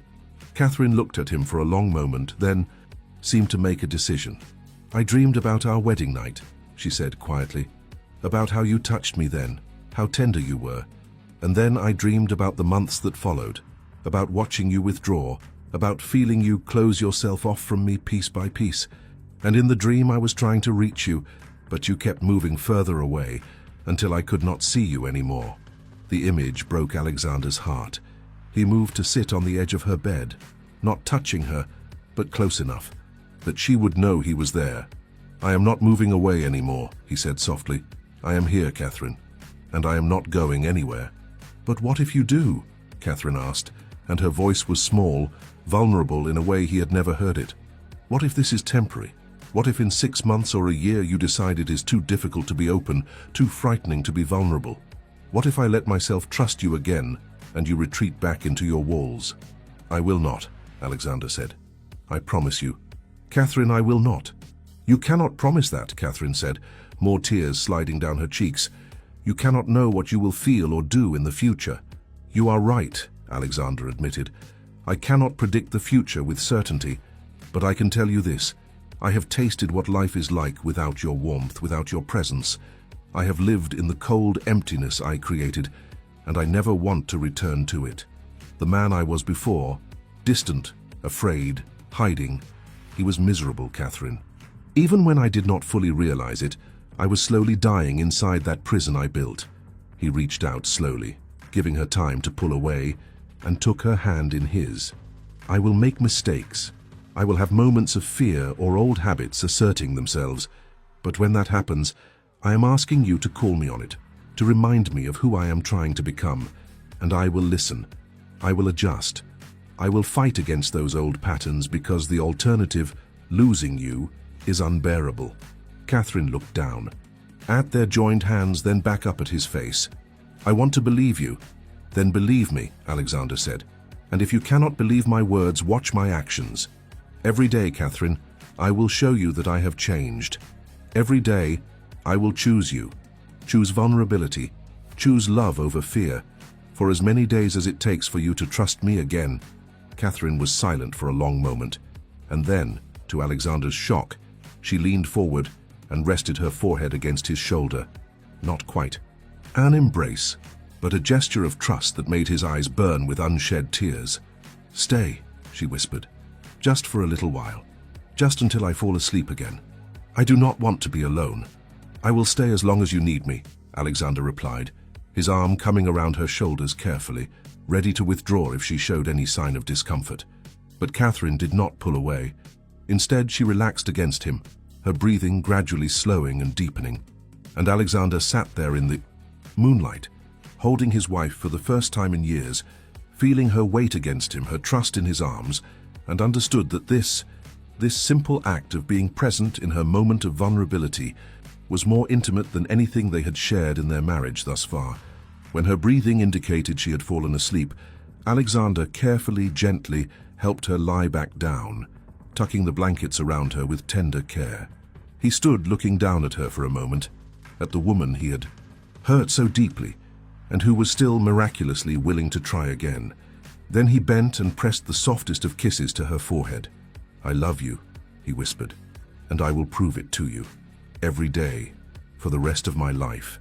He returned to his own chambers, but did not sleep, lying awake instead and thinking about trust, about vulnerability, about the long road ahead of them. They were not healed yet. They were not whole, but they were beginning, and that was everything. The true turning point came 2 months after Catherine's return, on a warm July evening. They had been to the opera, one of Catherine's favorite entertainments that Alexander had always found tedious, but now attended willingly for the pleasure of watching her face as she became absorbed in the music. On the carriage ride home, Catherine had been animated, discussing the performance with an enthusiasm Alexander found utterly captivating. When they arrived home, neither seemed ready to part for the evening. By unspoken agreement, they went to the library where a fire had been lit against the summer night's coolness. Catherine settled on the sofa with a book, and Alexander poured them each a brandy, then sat beside her, not touching, but close enough that he could feel her warmth. They sat in comfortable silence for a while, Catherine reading, Alexander pretending to read, but actually watching her. And then, without quite knowing how it happened, he found himself speaking. "I went to your apartments today," he said quietly. "Not to intrude. Your maid was there, arranging flowers. But I stood in the doorway and I looked at the room, really looked at it, and I realized how little I know about you. about your preferences, your comforts, the things that make you feel at home. Catherine set down her book, giving him her full attention. And I realized, Alexander continued, that I have spent 3 years living in the same house with you, sleeping in the next room, taking meals at the same table, and I know almost nothing about who you truly are.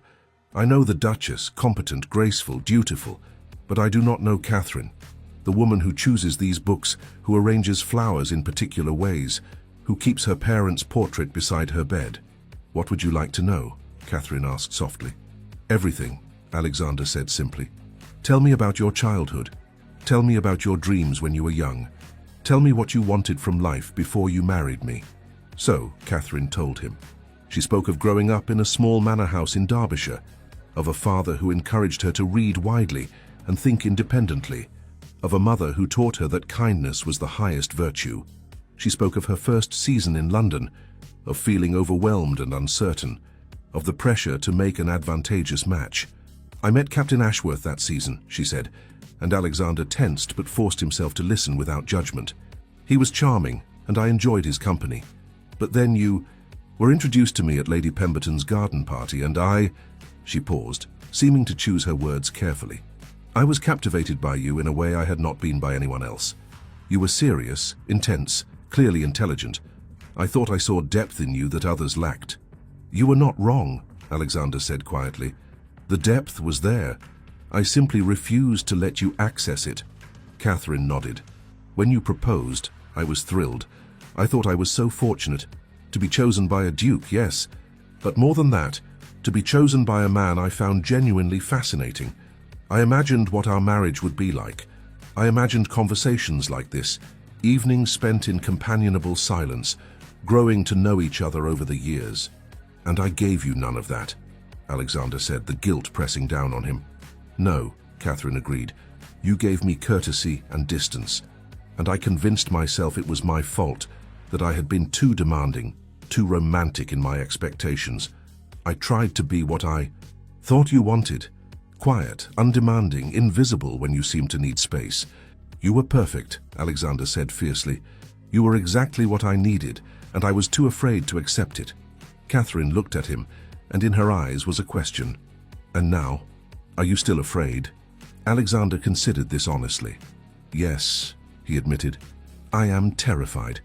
I am terrified of failing you again, of reverting to old habits, of not being strong enough or brave enough to sustain this change. But I am more afraid of losing you than I am of the vulnerability that loving you requires. And that shift in my fear is what tells me this is real. Catherine reached out and took his hand, and Alexander's heart leaped at the voluntary touch. I am afraid too, she confessed. Afraid of being hurt again. Afraid of letting myself love you fully and discovering that you cannot sustain the intimacy I need. Then let us be afraid together, Alexander said, bringing her hand to his lips and kissing her, knuckles gently.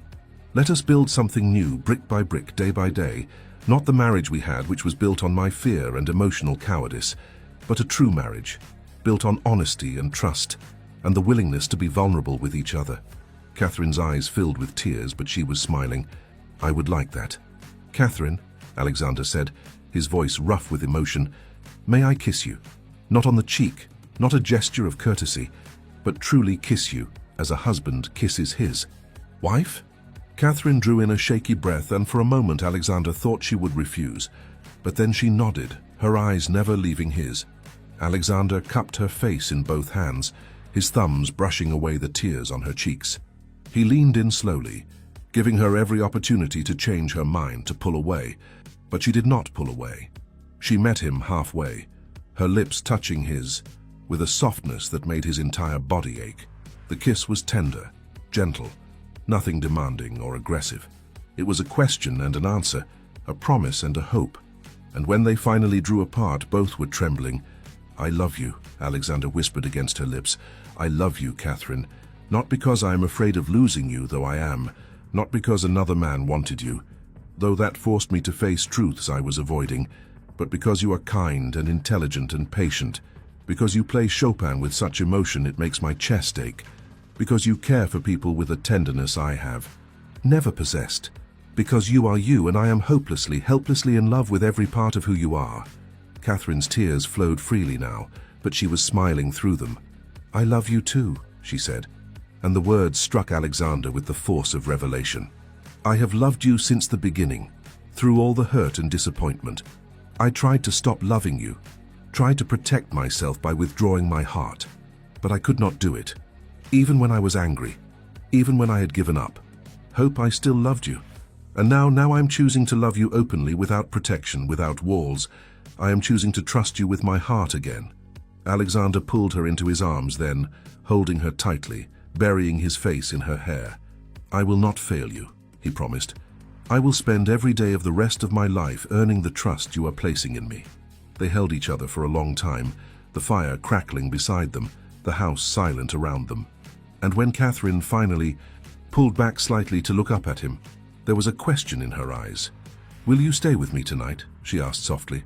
Not necessarily for intimacy, though I would welcome that if you desire it, but simply to sleep beside me, to hold me, to be present in a way you have not been since our wedding." "There is nothing I want more," Alexander said honestly.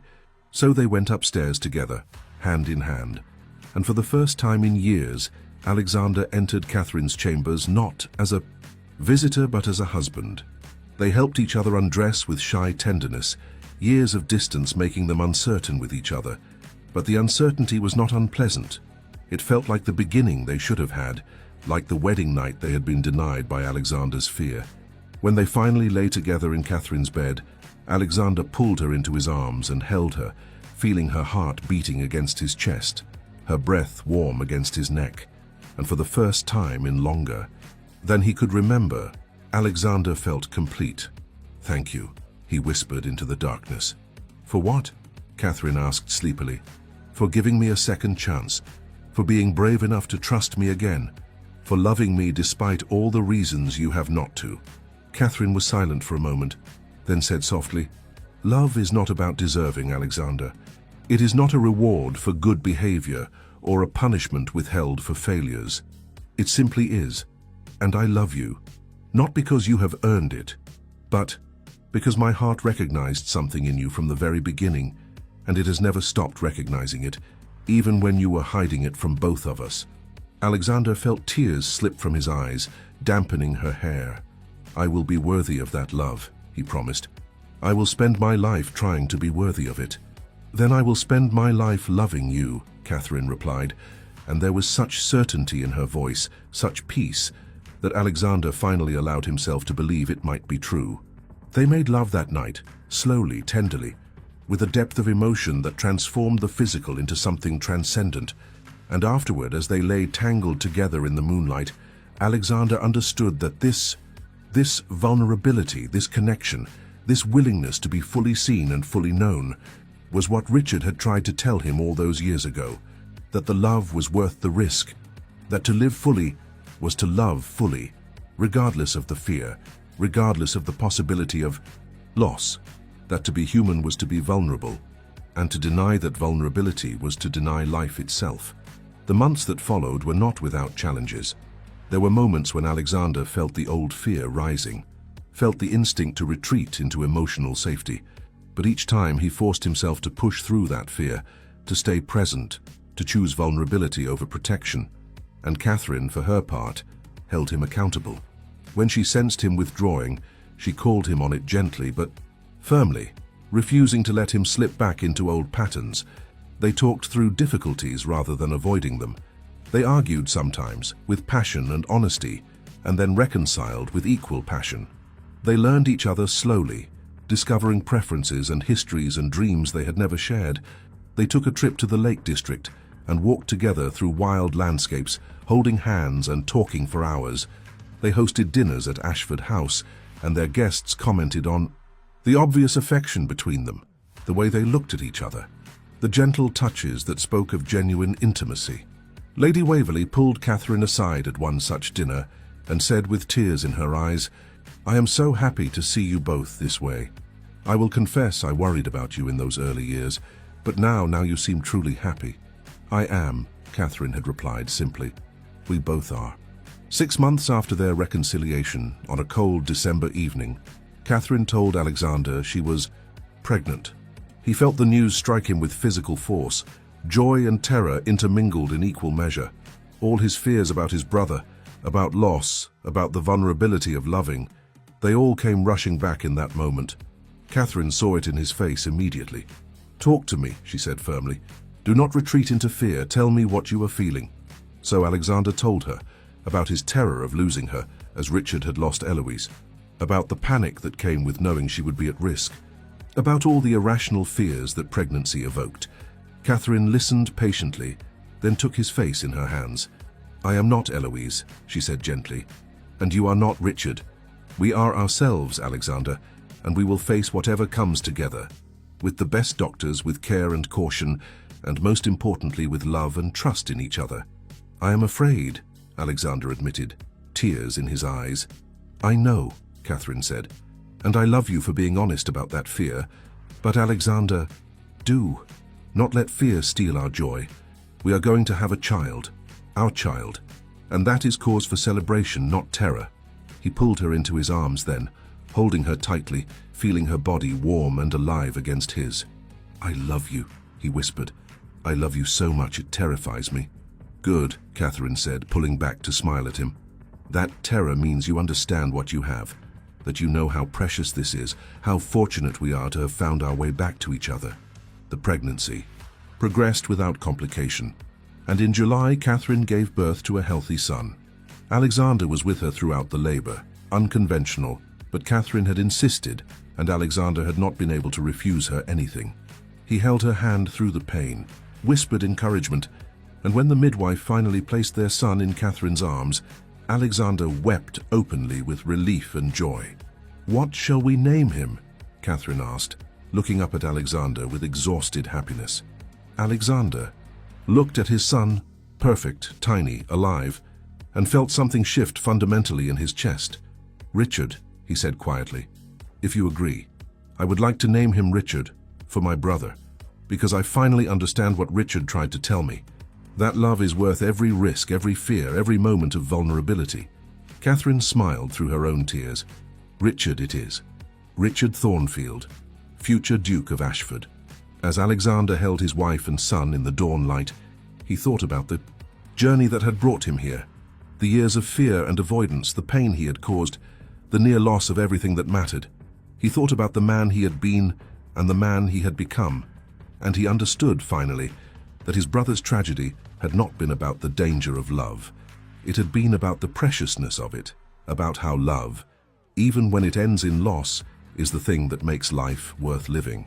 Alexander had almost missed that truth, had almost destroyed his marriage and his chance at happiness because he was too afraid to reach for what mattered most. But Catherine had given him a second chance, had loved him through his fear and his failures, had been brave enough to trust him again when trust seemed impossible. And now, holding his family in his arms as London awakened beyond the windows, Alexander made a silent promise to his wife, to his son, to the ghost of his brother. He would never again take this love for granted. He would never again hide behind walls of fear and duty. He would live fully, love completely, and treasure every ordinary moment of the extraordinary life they were building together. Because that was what Richard had tried to teach him all along, that life was not measured in years survived, but in love given freely, in risks taken bravely, in the willingness to be vulnerable, even knowing that vulnerability could lead to pain. And Alexander Thornfield, 7th Duke of Ashford, had finally learned that lesson, not from his brother's death, but from his wife's patience, not from tragedy, but from redemption, not from fear, but from love.